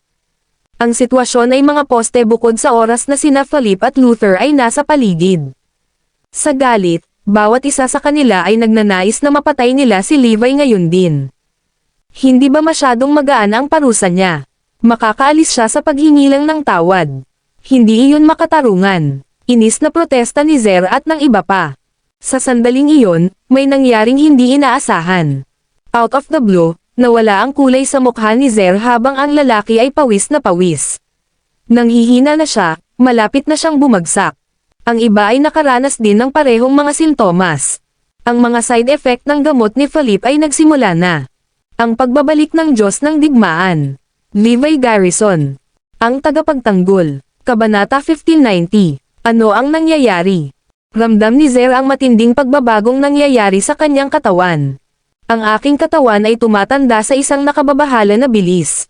Naramdaman ko ang pag-uubos ng aking buhay. Ubo. Nagsimulang umubo ng dugo ang lahat. Ang dugo na kanilang inubo ay hindi lamang dugo. Sila ang kakanyahan ng katawan ng tao. Ito ay katumbas ng kanilang buhay. Kapag nawala ito, hindi na ito mapunan. Ano ang nangyayari? Nataranta ang lahat. Anong problema sa katawan ko? Ayokong mamatay. Napasigaw si Zer nang maramdaman ang nakakatakot na pagbabago sa kanyang katawan. Ang pinakamahusay na manggagamot mula sa base ng pagsasanay ay mabilis na dumating upang suriin ang kanilang mga katawan. Hindi ideal ang sitwasyon nila. Ito ay malamang dahil sa schedule ng pagsasanay. Kumunat ang noo ng manggagamot. Bakit hindi tayo bumalik sa schedule ng pagsasanay ni Philip? May nagmungkahi. Sige, subukan natin iyan. Sa huli, bumalik ang mga disipulo sa schedule ng pagsasanay ni Philip. Kasama pa nga sa schedule ng kanyang pagsasanay ang mga kinakailangang gamot. May natitira pang gamot sa kanya. Matapos itong kainin ng lahat, may milagrong nangyari. Ang pag-alis ng puwersa ng buhay at ang mabilis na pagtanda ng kanilang katawan ay nawala. Si Zer ay hindi nagdusa mula sa anumang hindi komportable na epekto. Sa halip, mas lumakas ang kanyang pakiramdam. Maganda si Philip. Ang mga epekto ay lumitaw sa sandaling nag-ensayo kami sa kanyang schedule ng pagsasanay. Ipagpatuloy natin ang pagsasanay sa schedule ng pagsasanay ni Mr. Jordan. Ang mga unang epekto ay nagsimulang lumitaw mula sa kanilang pagtigil sa mga gamot. Kaya hindi masyadong halata. Gayunpaman, ang mga kasunod na epekto ay unti-unting lumalakas. Hindi nila ito namalayan. Tingnan mo ito. Sa kabila ng pagkamatay ni Mr. Jordan, ang mga bagay na naiwan niya ay makakatulong sa amin na mag-level up. Pinoprotektahan pa rin ng kanyang paniniwala ang nakatagong dragon ni Erodia. Ito ang uri ng tao na dapat igalang ng lahat. Intindihin. Ginawa nilang marangal si Philip sa kanilang isipan. Paanong nabubuhay pa ang lalaking pumatay kay Mr. Jordan? Hindi ako magpapahinga hanggang sa araw na mamatay si Levi. Sigaw ni Zer at ng ilan pa. Habang sinisisi nila si Levi, si Obsidian Dragon naman ay nakatutok kay Levi. Anong mali? Nawala ba ang peking Supreme Class Fighter noong nag-scout siya? Hindi naman talaga siya nawawala. Maghintay tayo ng kaunti pa. Naniniwala akong babalik siya. Wala akong maisip na sino man mula sa Erodia na makakalaban sa isang Supreme Class Fighter. 2 araw pa ang lumipas, hindi bumalik ang peking Supreme Class Fighter, at walang anumang balita mula sa kanya. Ano naman ang excuse mo this time? Sigurado akong nasangkot siya sa gulo. Tumahol ang Obsidian Dragon. Pag-usapan natin ng mahaba. Isang peking Supreme Class Fighter ang nawala. Ipinapahiwatig nito na mayroon tayong malubhang problema sa kamay. Ito ay isang pinagkasunduan na naabot ng lahat. Sige, tatanggapin ko ang payo mo. Mukhang pumayag si Obsidian Dragon. Gayunpaman, pribadong ipinatawag niya ang kanyang 2 anak na lalaki. Matagal nang patay ang kapatid mo, pero buhay pa rin ang pumatay. Hindi ko kaya itong nakahiga. Galit na sigaw ng ama. Pare, kami din. Hindi natin hahayaang mawala ang kanyang kamatayan. Punong-puno ng pamatay na hangarin ang kanilang mga mata. Wala akong pakialam kung ano ang tingin ng iba sa akin. Ipaghihiganti ko siya, deklara ng Obsidian Dragon. Ano ang iminumungkahi mo? Lumingon ang magkapatid kay Juan. Huwag tayong mag-alala sa iba. Ang aking puwersa ay higit pa sa sapat. Napagpasyahan kong kunin ang mga bagay sa sarili kong kamay at pangunahan ang aking mga tropa sa paghihiganti, sinabi ng ama ang kanyang nakakabaliw na plano. Hindi ba ito lumalabag sa pangako ng Diyos? Tanong ng magkapatid. Kung gayon, ako ang unang makasalanan na suwayan ang pangako ng Diyos. Ang pagbabalik ng Diyos ng digmaan. Levi Garrison. Ang tagapagtanggol. Kabanata 1591. Ang mga mata ng Obsidian Dragon ay napuno ng kabaliwan. Ngumiti ng mapait ang magkapatid. Magugulo ang buong mundo sa sandaling masira ang pangako ng Diyos. Hindi limitado kay Erodia. Ang bawat sulok ng mundo ay lulubog sa kaguluhan. Sigurado ka, kahit na hindi ko sinira ang pangako ng Diyos, may iba. Ginawa ko lang ang isang bagay na wala silang lakas ng loob na gawin. Medyo totoo iyon. Ipasa mo agad ang order ko. Palihim na ipatawag ang lahat ng ating puwersa at maging handa sa pag-alis. Maaaring sumabog ang isang malawakang digmaan. Sisirain natin ang sino man sa ating landas, kabilang ang mga Dragonites, kung maglakas loob silang hadlangan tayo, utos ng Obsidian Dragon. Sa kabilang banda, hindi pinansin ni Levi ang babala ng mga Dragonites. Lumipas ang 3 araw. Dumating si Darian kasama ang isang pulutong ng mga tao. Ayaw mo pa rin bang umamin ng guilty? Itinuturing mo pa ba na matuwid ang iyong ginawa? Tumanggaw si Levi. Oo, gusto ko. Kung gayon, ikukulong ka namin. Dahil nagdulot ka ng napakalaking problema. Ikaw ang bahala. Halika at kunin mo ako. Pero kukumbinsihin ko kayong lahat sa huli. Ipapaalam ko sa iyo na nakagawa ka ng parehong pagkakamali ng 2 beses, tumawa si Levi. Maaaring hindi na lang niya pinansin ang mga taong ito dahil walang makakapigil sa kanya. Ngunit gusto niyang aminin ng mga Dragonites ang kanilang kabiguan. Sa huli, si Levi ay sinentensyahan ng habang buhay na pagkakakulong sa isang espesyal na bilangguan. Maaari niyang bawasan ang kanyang pangungusap depende sa kanyang pag-uugali. Lumipas ang mga araw. Ipinagpatuloy ni Zera at ng iba pang mga disipulo ang pagsasanay ayon sa schedule ng pagsasanay ni Philip. Ang kanilang pagpapabuti ay nakakagulat na mabilis. Tinapos nila ang mga gamot ni Philip ngunit hindi ito sineseryoso. Hindi nila inisip na ang mga gamot ay may malaking papel sa pagsasanay. Habang sa isang lugar ay nakabaon sa ilalim ng maraming patong ng nyebe sa malalalim na kabundukan sa Fair Lake City ng Northeast Erudia. Biglang lumitaw ang isang grupo ng mga misteryosong lalaking nakaitim. Para silang mga multo na dumadaan sa maraming patong ng nyebe sa malalalim na kabundukan. Hindi sila nag-iwan ng anumang bakas o bakas sa kabila ng nyebe. Kung may makakita sa kanila, malamang iisipin nilang nakakita sila ng multo. Mabilis ang kanilang paglalakbay na naghalo sa dilim. Malapit nang dumating ang kadiliman sa mundo. Malapit nang masira ang pangako ng Diyos. Walang ginawa si Levi kundi magsanay sa kulungan.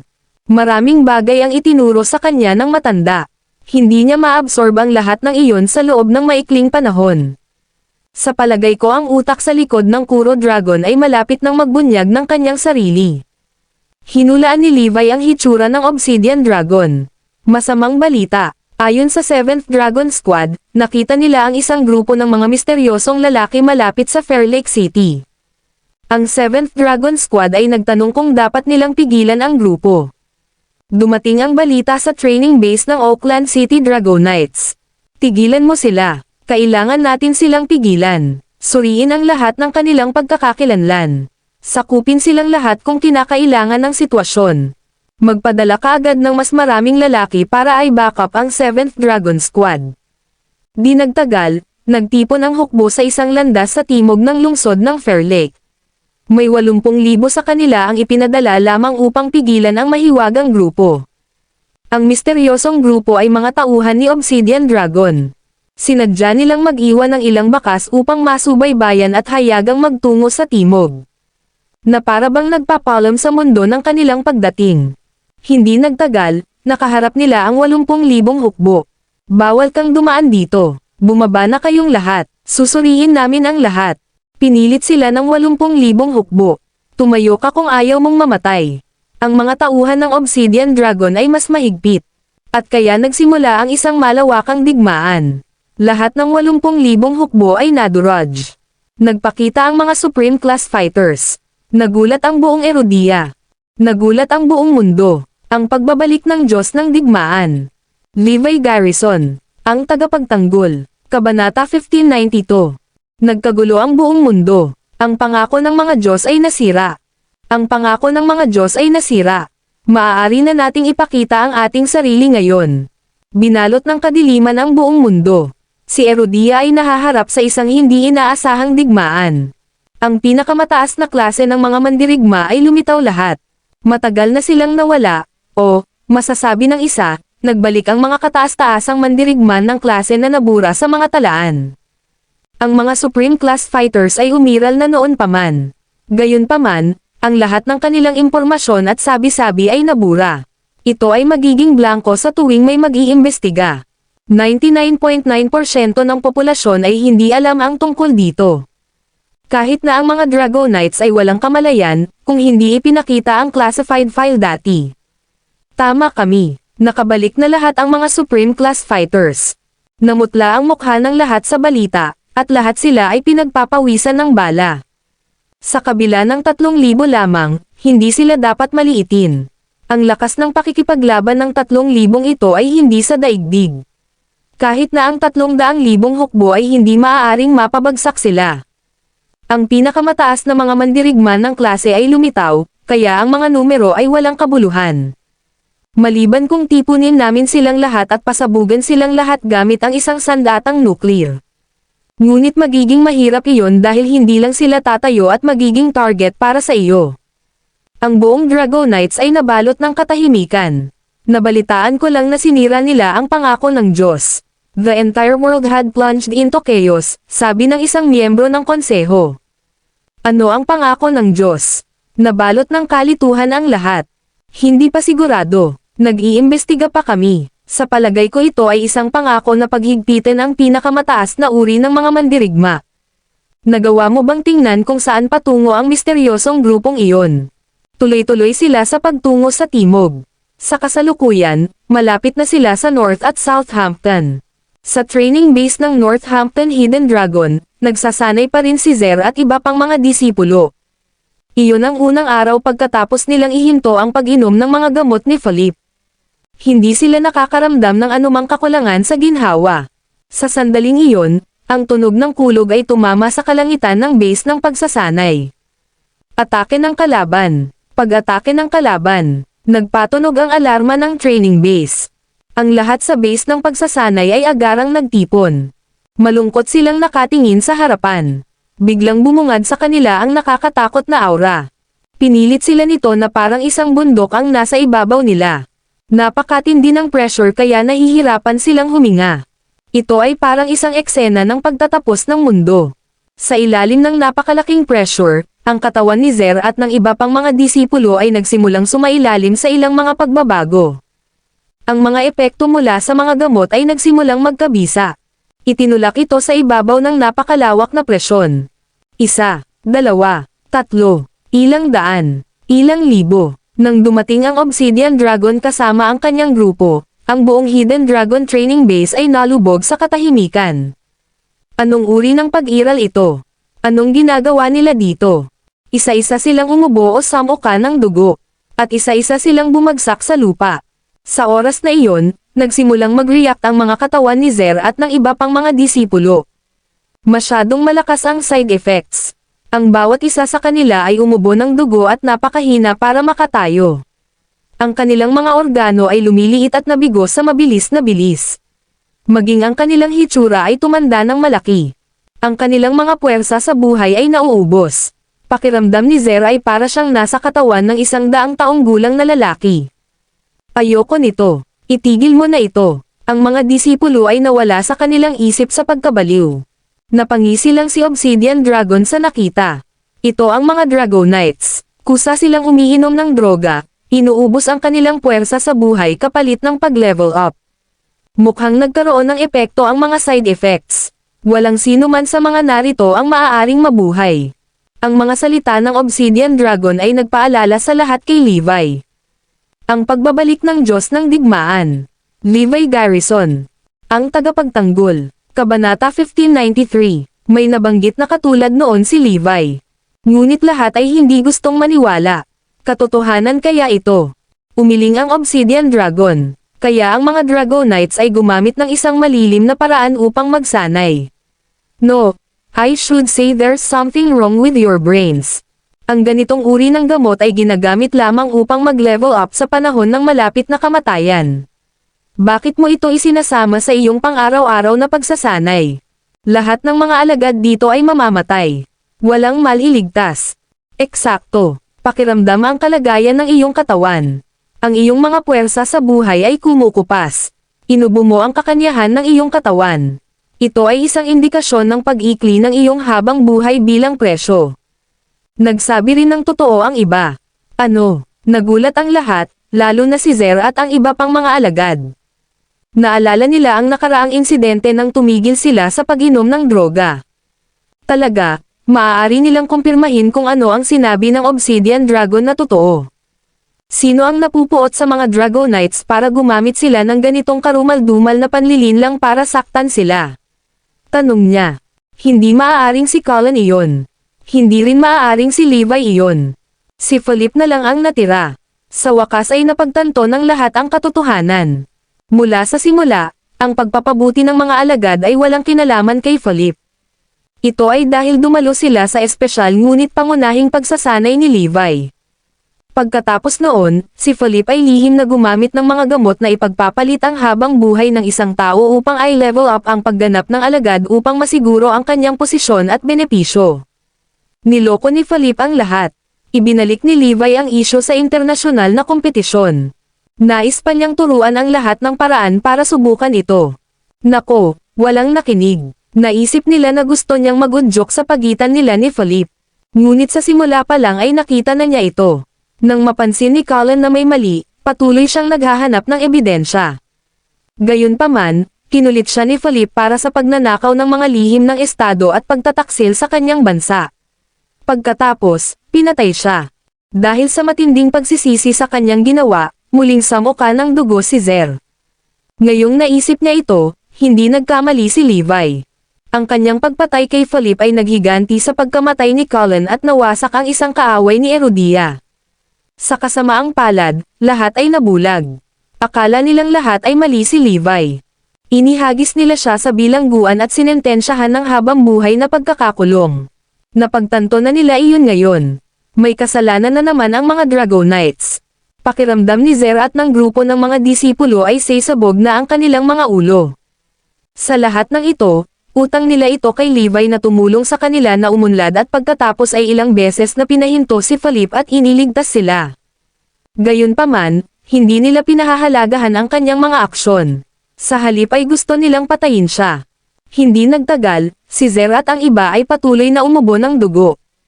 Ang ilan sa kanila ay nanginginig pagkatapos ay nakahiga ng hindi gumagalaw. Ang kanilang mga haba ng buhay ay naubos. Wala pa silang 20 ngunit patay na sila. Ayoko pang mamatay. Gusto kong mabuhay. Bilisan mo at bitawan mo si Levi para iligtas tayo. Magkakaroon siya ng paraan. Bata pa ako. Ayokong mamatay. Bakit hindi ako nakinig kay Levi?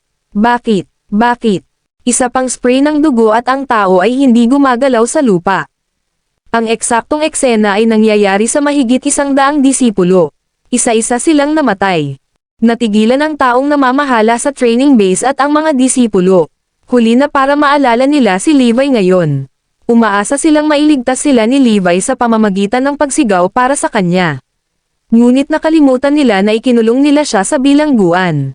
Huli na ang lahat. Parami ng parami ang namatay. Ayokong mamatay ng ganito. Umungol si Zer at tuluyang bumagsak sa lupa. Nagkasala na naman tayo kay Levi. Ang pagbabalik ng Diyos ng Digmaan. Levi Garrison. Ang tagapagtanggol. Kabanata 1594. Nataranta si Darian at ang iba pa. Sa wakas ay napagtanto nila ang kanilang pagkakamali. Tama si Levi noon pa man. Tinulungan na naman niya si Erudia. Sa turn, sila ang mga makasalanan. Hindi mapapatawad.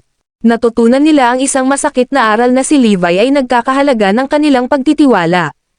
Sa halip, inihagis si Levi sa bilangguan. Muli nila siyang binaygo. Hindi rin direktang pinatay nila ang mga mahuhusay na alagad ng Hidden Dragon. Ang lahat ng ito ay dahil sa mga Dragonites. Sila ang dapat sisihin. Kasalanan ko ito. Dapat mamatay na lang ako.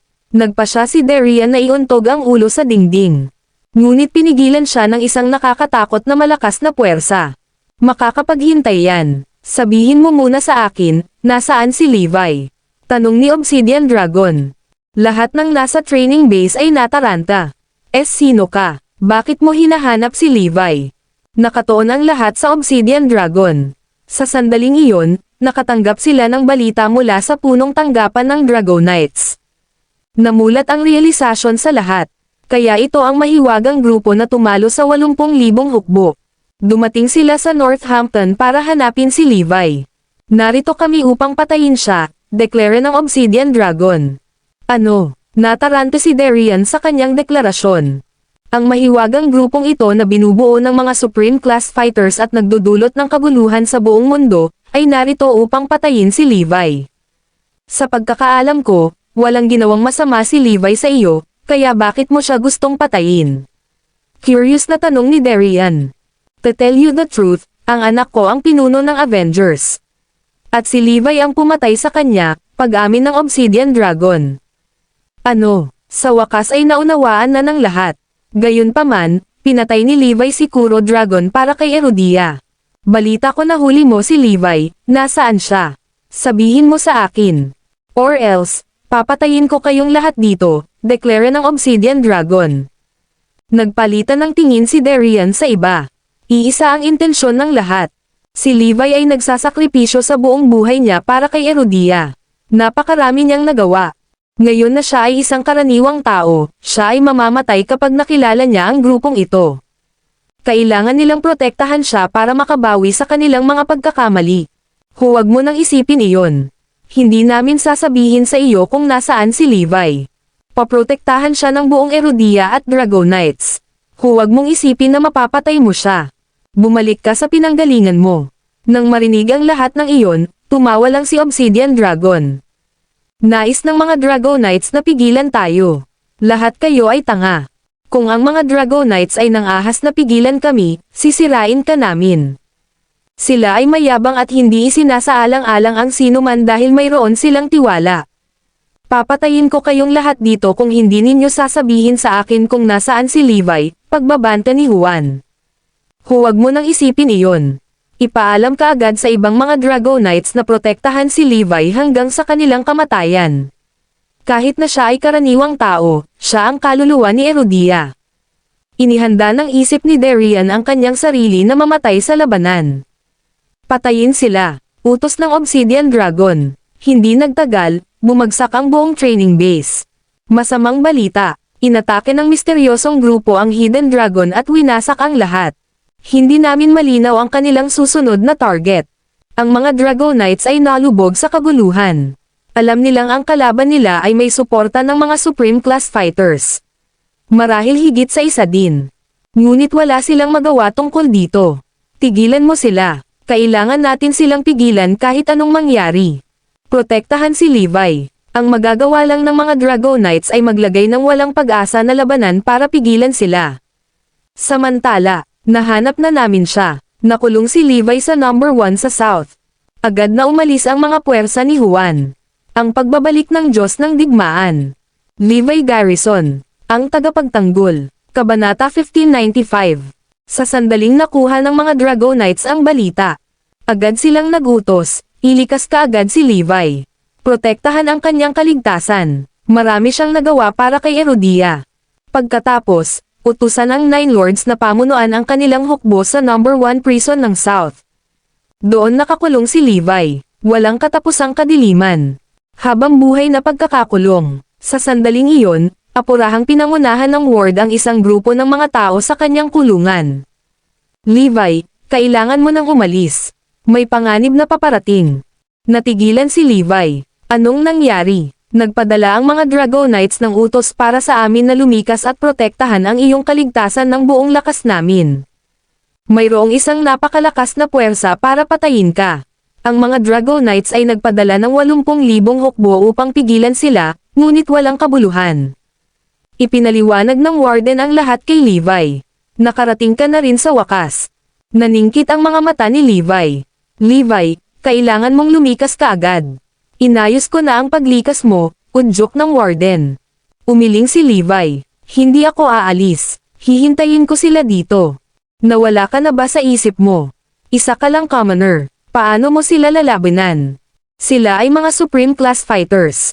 Kahit na hindi ko alam kung ano iyon, kailangan mong umalis ngayon. Umaasa ang lahat ng Dragonites na mabubuhay ka. Hinimok ng warden at ng iba pa si Levi na umalis. Humalaklak si Levi, kung napagtanto ninyong lahat ang katotohanan, ibig sabihin ay hindi nasayang ang lahat ng nagawa ko. At saka, nandito sila para sa akin. Kung aalis ako, marami pa ang kailangang mamatay para sa akin. Ang warden at iba pa ay balisa. Naiintindihan namin, Levi. Ngunit ikaw ay isang pangkaraniwang tao ngayon. Higit pa rito, ang kalaban ay mas malakas kaysa sa Northern Demon. Kailangan mong umalis ngayon. Sa sandaling iyon, yumanig ang buong number 1 prison ng South. Lahat ay umindayog. Napahamak tayo. Nandito na sila. Huli na para umalis ngayon. Bakas ang ekspresyon ng warden.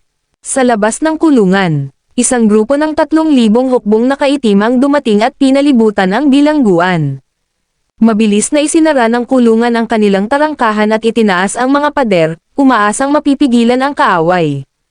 Karaniwan, ang mga pader at pintuan para sa mga espesyal na bilangguan ay lubhang matibay.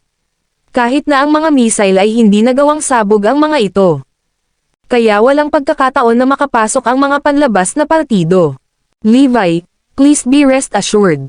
Ang mga pader at pintuan ng bilangguan ay lubhang matibay. Hindi sila makakapasok maliban kung mayroon silang mga sandatang nuclear. Ang warden ay nagpakawala ng isang nakahingang buntong hininga nang makita niyang ang lahat ng mga hakbang sa pagtatanggol ay nasa lugar. Basag. Sa sumunod na sandali, isang malakas na kaluskos ang tumunog.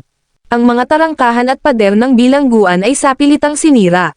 Hindi ito nabuksan ng mga missile, ngunit nagawa ng mga tao. At ang mga kapatid ni Kuro Dragon ang nakabasag nito. 2 Supreme Class Fighters sa kanilang pinakamahusay. Ito ang pagkakaiba sa pagitan ng mga mandirigma mula sa pinakamataas na uri at sa pinakahuling uri. Nakatulala ang warden sa nakanganga na butas. Mas malakas sila kaysa sa inaakala ko. Sa isang sandali, ang 3,000 hukbo ay pumasok. Nasaan si Levi? Maghanda para mamatay, umalangaw-ngaw sa buong kulungan ang isang malakas na sigaw. Napakalakas nito na maraming tenga ang damyugo at ang mga tao ay gamulong sa lupa sa sakit. Natigilan ang warden nang makita niyang ang karamihan sa mga gwardya ng bilangguan ay natalo sa isang sigaw. Gaano kalakas at kalakas ang mga kalaban? Ang kanilang kaaway ay mas malakas kaysa sa anumang kilala. Tumawa si Levi, matagal na akong naghintay. Ang pagbabalik ng Diyos ng Digmaan. Levi Garrison, ang tagapagtanggol. Kabanata 1596. Haha, siguradong inasahan mo ang iyong nalalapit na kamatayan dahil ang pagpatay sa aking anak ay malamang na nagpupuyat sa iyo sa gabi. Sabi ni Obsidian Dragon sabay tawa ng baliw. Hindi na napigilan ng mga kapatid ni Kuro Dragon nang sumigaw sila, babayaran ka namin sa pagpatay sa kapatid namin. Napakabastos. Walang sino man ang maaaring maglagay ng daliri sa ating Panginoon. Isang boses ng lalaki ang biglang narinig. Maraming fighter jet, armored vehicle, at warhorse ang nagsara sa kulungan. Sa harap ng malaking tropa, tila kulang-kulang ang 3,000 tao. Naroon din ang 9 na Panginoon. Ito ang unang pagkakataon na nagsanib puwersa ang 9 na Panginoon pagkatapos ng kanilang paglitaw. Sino ka? How dare you come to Erudia like you own the place? Dapat may death wish ka. Si Lance at ang iba pang 9 lords ay may pagmamalaki. Bilang karagdagan sa kanilang sariling lakas, ang fusion attack na ginawa ni Levi para sa kanila ay napakalakas dahil pinupuntirya nito ang nakakatakot na paglitaw tulad ng Obsidian Dragon at ang iba pa. 9 na Panginoon ang lumapit kay Levi at nagsabi, "Pagbati, Guro." Tumanggaw si Levi bilang pagsang-ayon. "Huwag kang mag-alala, Guro. Sisiguraduhin namin na walang makakagawa ng daliri sa iyo." 9 na Panginoon ang nagpahayag ng may kumpiyansa. "Lahat kayo dapat umalis. Ito ay sa pagitan ko at nila. Huwag kang makialam." Iginiit ni Levi. "Master, kung dati, aalis na kami agad. Ngunit isa kang ordinaryong tao ngayon. Paano mo sila lalabanan? Iwan mo na sa amin." Nakatayo kasama ang iba pang mga Panginoon, tumingin si Lance kay Obsidian Dragon at sa kanyang grupo at malamig na sinabi, "Ibaba mo sila." Agad na sinugod ng hukbo ng 9 na Panginoon ang tropa ng 3,000 lalaki. Patayin si Levi Garrison. Dumiretso si Obsidian Dragon at ang kanyang mga anak para kay Levi. Mabilis na nakipag-away ang magkabilang panig. Sa kabila ng bentahe ng 9 lords sa mga numero at armas, ang kanilang kalaban, na mayroon lamang 3,000 kalalakihan na gumagamit lamang ng malamig na sandata, ay napakalakas na hindi man lang sila masasaktan ng mga baril ng una. Sa halip, ang malamig na sandata na ginamit ng kalaban ay talagang nagdulot ng nakamamatay na pinsala sa mga tauhan ng 9 lords, na pumipilit sa kanila na umatras. 9 na Panginoon ay nakipag-away sa 2 kapatid ni Kuro Dragon. Sa simula, kakayanin pa rin ito ng 9 lords, ngunit nagsimula silang mawalan ng lakas dahil masyadong malakas ang dalawang Supreme Class Fighters. Gamitin natin ang Fusion Attack. Ang siyam na Panginoon ay agad na nagpakawala ng Fusion Attack. Boom! Boom! Boom! Ang dalawang panig ay nasa isang matinding labanan. Sa pagtataka ng dalawang Supreme Class Fighters, nagawang pigilan ng Nine Lords, Fusion Attack ang kanilang mga pag-atake. Nagulat ang mundo sa kadakilaan ni Levi. Walang inaasahan na ang Fusion Attack na nilikha niya ay talagang kayang talunin ang mga Supreme Class Fighters. Natigilan din si Obsidian Dragon. May mga tao pa bang kayang talunin ang mga Supreme Class Fighters sa Erudia? Hindi pwede. Si Levi ay talagang isang kamangha-manghang talento para sa kakayahang lumikha ng gayong Fusion Attack. Kung si Levi ay hindi nawala ang kanyang kakayahang lumaban at nasira ang kanyang martial vein, siya ay magiging napakalakas. Ang mga Dragonites ay napuno ng pagsisisi. Kung hindi lang nasira ang martial vein ni Levi. Kung may kakayahan pa siyang lumaban. Ang pagbabalik ng Diyos ng Digmaan. Levi Garrison. Ang tagapagtanggol. Kabanata 1597. Ang mga tao ay may kaugaliang pahalagahan lamang ang isang bagay pagkatapos mawala ito, ngunit kadalasan, hindi na nila ito mababawi. Sa larangan ng digmaan, matagumpay na nalaman ng Nine Lords ang dalawang Supreme Class Fighters na may Fusion Attack at nagsimulang lumaban kasama ang kanilang hukbo na 100,000 kalalakihan, na nagbuhos ng pag-asa sa hinaharap ni Erudia. Si Erudia ay tataas sa internasyonal na katanyagan kung matatalo nila ang kalaban ng walang anumang Supreme Class Fighter na labanan sa kanila. Galit na galit ang Obsidian Dragon sa mga pangyayari. Patayin silang lahat. Mayroon pa talagang dalawang Supreme Class Fighters sa tropa. Kasama ng Obsidian Dragon, mayroong kabuuang 5 mga mandirigman ng pinakamataas na klase. Sa paghampas ng 5 Supreme Class Fighters, ang buong istruktura ng bilangguan ay pinatag sa lupa, na nag-iwan ng malaking bunganga. Bam! Bumagsak. Pow! Ang 9 na Panginoon ay nasugatan ng sila ay pinalipad sa himpapawid bago sila bumagsak sa lupa, hindi na makabangon muli. Ang pagkakaiba sa pagitan ng kanilang mga kakayahan at ng mga kataas-taasang mandirigman ng klase ay masyadong malaki. Halos hindi nila mapigil ang dalawang Supreme Class Fighters sa pamamagitan ng Levi's Fusion Attack, kaya hindi sila kalaban para sa 5 Supreme Class Fighters. Hindi nagtagal, umakyat si Obsidian Dragon at ang iba pa kay Levi. Papatayin mo ba ako? Tanong ni Levi. Gagawin ko ito bago ang libingan ng aking anak. Galit na sagot ng Obsidian Dragon. Dahil doon, kinuha ng dalawang kapatid ni Kuro Dragon si Levi, na hindi lumaban, at umalis. Guro, Master, nag-hysterical ang lahat habang dinadala si Levi, ngunit hindi nila napigilan ang malakas na kalaban. Hindi nila alam na nang madala si Levi, nakangiti siyang mamulong, "Don't worry. Magiging maayos din ako." Tiyak na mamamatay siya pagkatapos na kunin ng mga ito. Ang lahat ay napuno ng kawalan ng kakayahan, kawalan ng pag-asa at galit dahil walang sino man sa Erudia ang makapagliligtas kay Levi. Ang kataas-taasang uri ng mga manlalaban ay sadyang walang talo. Ano ang dapat nating gawin ngayon? Wala tayong magagamit. Napahamak na si Crown King. Ang mga Dragonites ay nasa kawalan ng pag-asa. Ang tanging pag-asa na natitira ngayon ay kung sila ay hahakbang, sabi ng isang mas mataas na Dragonites. Sino sila? Tanong ng lahat, curious. Sila, sayang. Bumantong hininga ang tao. Dinala ni Obsidian Dragon at ng kanyang mga tauhan si Levi sa libingan ni Kuro Dragon. Ang nakasulat sa lapida ay nabasa, sa mapagmahal na alaala ni Louis Townsend.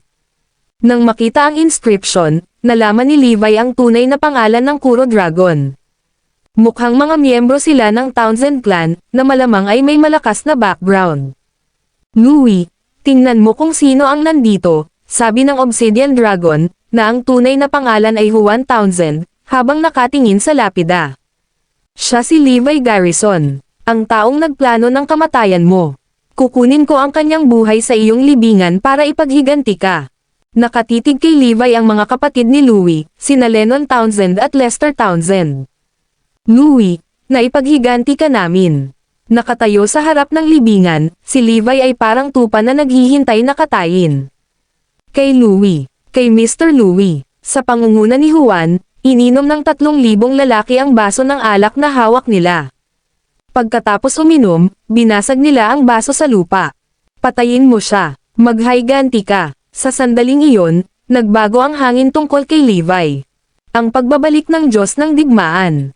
Levi Garrison. Ang tagapagtanggol. Kabanata 1598. Sa isang malinaw na tingin sa kanyang mga mata, siya ay nagpakita ng isang nakakatakot at namumunong presensya. Ang pagbabago sa kanya ay natigilan sa lahat. Pagtingin sa mga tao, nagbanta si Levi, isuko mo ang iyong sarili.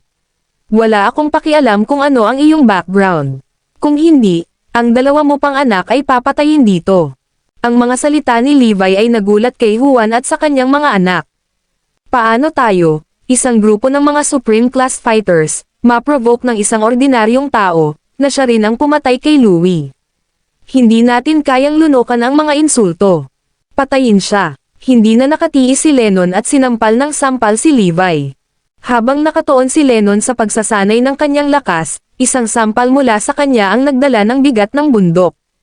Thud. Sa sumunod na segundo, isang mahina ngunit malakas na kalabog ang narinig habang hinarang ni Levi ang palad ni Lennon gamit ang isang daliri. Whoosh! Isang putok ng enerhiya ang bumaril mula sa dulo ng kanyang daliri at tumagos sa palad ni Lennon. Thud! Ang malakas na suntok ay nagpalipad kay Lennon. Tumutulo ang dugo sa sulok ng kanyang bibig habang ang mga mata nito ay nagsasabi ng pagkagulat. Tinalo lang ba niya ng daliri ang isang Supreme Class Fighter? Natulala ang lahat. Hindi siya ordinaryong tao. Nasa kanya pa rin ang kapangyarihan niya. Bulalas ni Juan. Lahat tayo ay niloko. Siya ang tunay na makapangyarihang tao sa Erudia. Pumunta sa impyerno. Sigaw ni Lester habang nilalabo ang sarili kay Levi. Ang bilis ng kidlat ay ang sukdulang bilis ng isang Supreme Class Fighter, na may hahambing pa sa bilis ng isang bala. Ito ay hindi isang bagay na maaaring ipaliwanag ng mga konbensyonal na ideya. Sa isang kisap mata, lumitaw si Lester sa likod ni Levi. Mamatay. Hinampis niya ng dalawang palad ang ulo ni Levi, naiisip kung paano sasabog ang ulo ng huli sa ganoong suntok. Pumalakpak. Sa halip ay pinaglapat niya ang dalawang palad ng malakas na palakpak. Nawala ang mapang-akit ng ngiti sa kanyang mukha nang mawala si Levi sa harap ng kanyang sariling mga mata. Mas mabilis si Levi kaysa sa akin.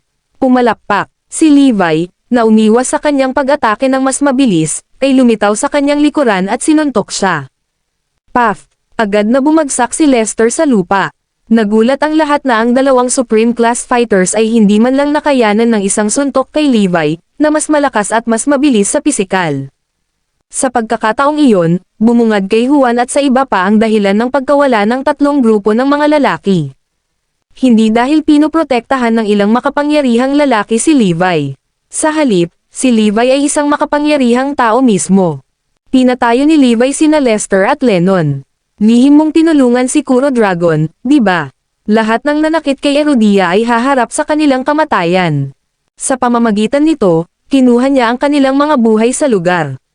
Lester, Lennon, isang malungkot na dagandong ang pinakawalan ni Juan nang makita niyang pinatay ang kanyang dalawang anak.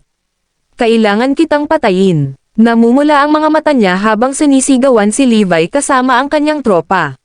Natuwa si Levi dahil ito ang unang labanan mula noong kanyang ikalawang muling pagsilang, para masubukan niya kung gaano siya naging malakas. Ang pagbabalik ng Diyos ng Digmaan. Levi Garrison.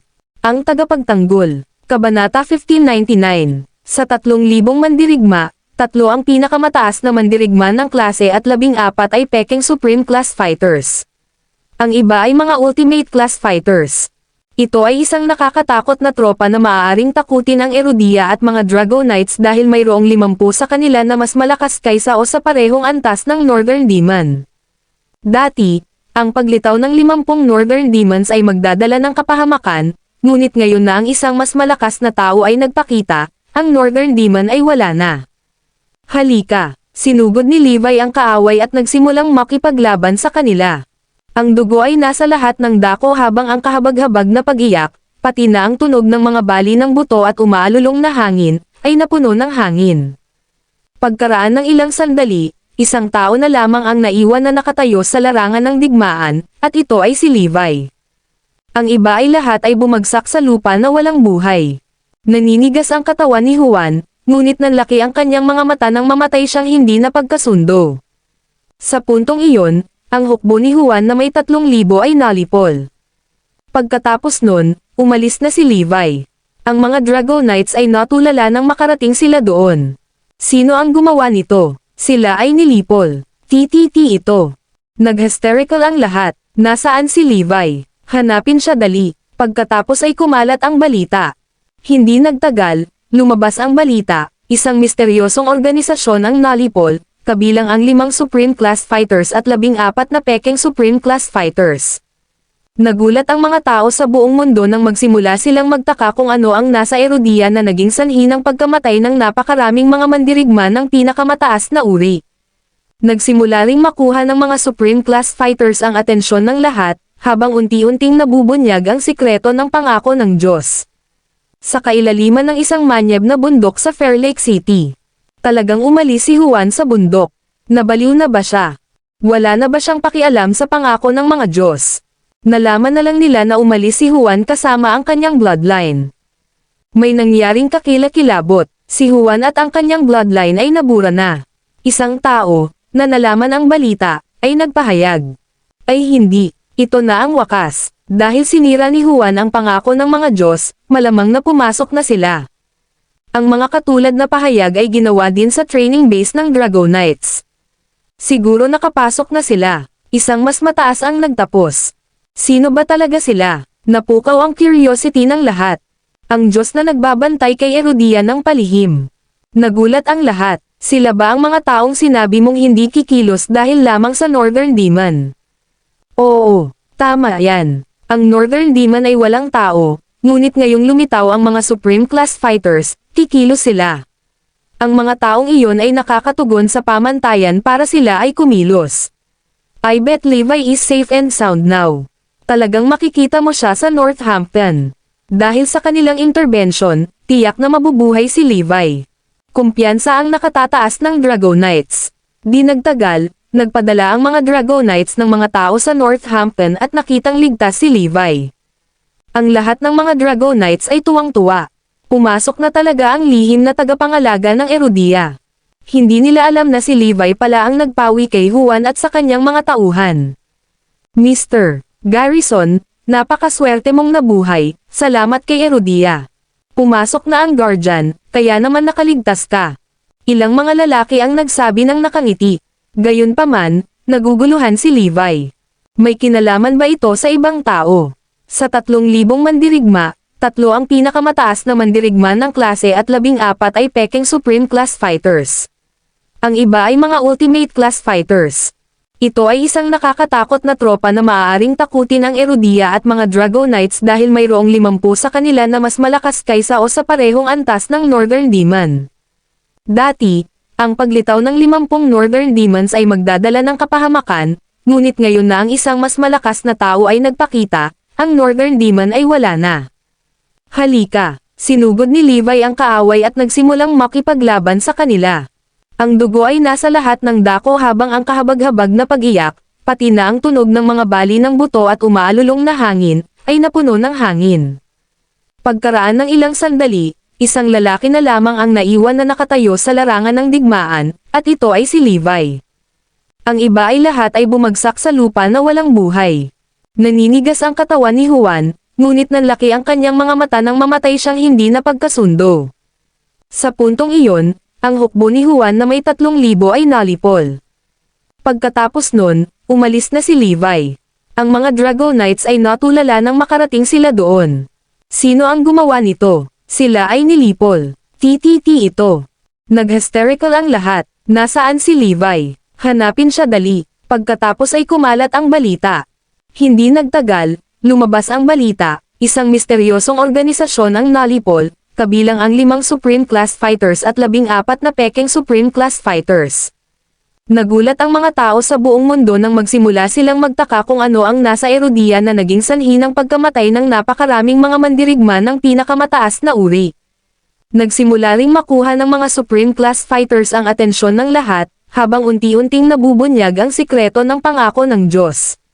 Sa kailaliman ng isang manyeb na bundok sa Fair Lake City. Talagang umalis si Juan sa bundok. Nabaliw na ba siya? Wala na ba siyang pakialam sa pangako ng mga Diyos? Nalaman na lang nila na umalis si Juan kasama ang kanyang bloodline. May nangyaring kakilakilabot, si Juan at ang kanyang bloodline ay nabura na. Isang tao, na nalaman ang balita, ay nagpahayag. Ay hindi, ito na ang wakas. Dahil sinira ni Juan ang pangako ng mga Diyos, malamang na pumasok na sila. Ang mga katulad na pahayag ay ginawa din sa training base ng Dragonites. Siguro nakapasok na sila. Isang mas mataas ang nagtapos. Sino ba talaga sila? Napukaw ang curiosity ng lahat. Ang Diyos na nagbabantay kay Herodia ng palihim. Nagulat ang lahat. Sila ba ang mga taong sinabi mong hindi kikilos dahil lamang sa Northern Demon? Oo, tama yan. Ang Northern Demon ay walang tao, ngunit ngayong lumitaw ang mga Supreme Class Fighters, kikilos sila. Ang mga taong iyon ay nakakatugon sa pamantayan para sila ay kumilos. I bet Levi is safe and sound now. Talagang makikita mo siya sa Northampton. Dahil sa kanilang intervention, tiyak na mabubuhay si Levi. Kumpiyansa ang nakatataas ng Dragonites. Di nagtagal, nagpadala ang mga Dragonites ng mga tao sa Northampton at nakitang ligtas si Levi. Ang lahat ng mga Dragonites ay tuwang-tuwa. Pumasok na talaga ang lihim na tagapangalaga ng Herodia. Hindi nila alam na si Levi pala ang nagpawi kay Juan at sa kanyang mga tauhan. Mr. Garrison, napakaswerte mong nabuhay, salamat kay Herodia.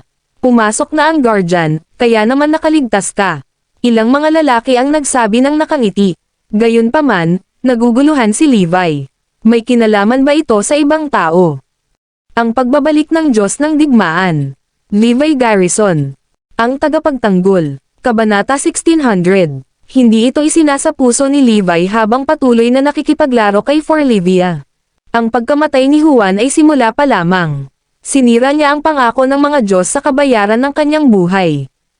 Nangangahulugan din ito na ang pangako ng Diyos na naghihigpit sa lahat ng pinakamataas na uri ng mga mandirigma ay naging hindi wasto. Lahat ng Supreme Class Fighters sa buong mundo, kabilang si Herodia, ay maaari na ngayong lumabas sa mundo. Ang ambisyosong Zarain, Rey Sonia, at ang iba pa ay nagpapasalamat pa nga kay Juan sa pagsira sa pangako ng mga Diyos. Noon pa man ay gusto na nilang sirain ito ngunit hindi nila ito pananggahasang gawin.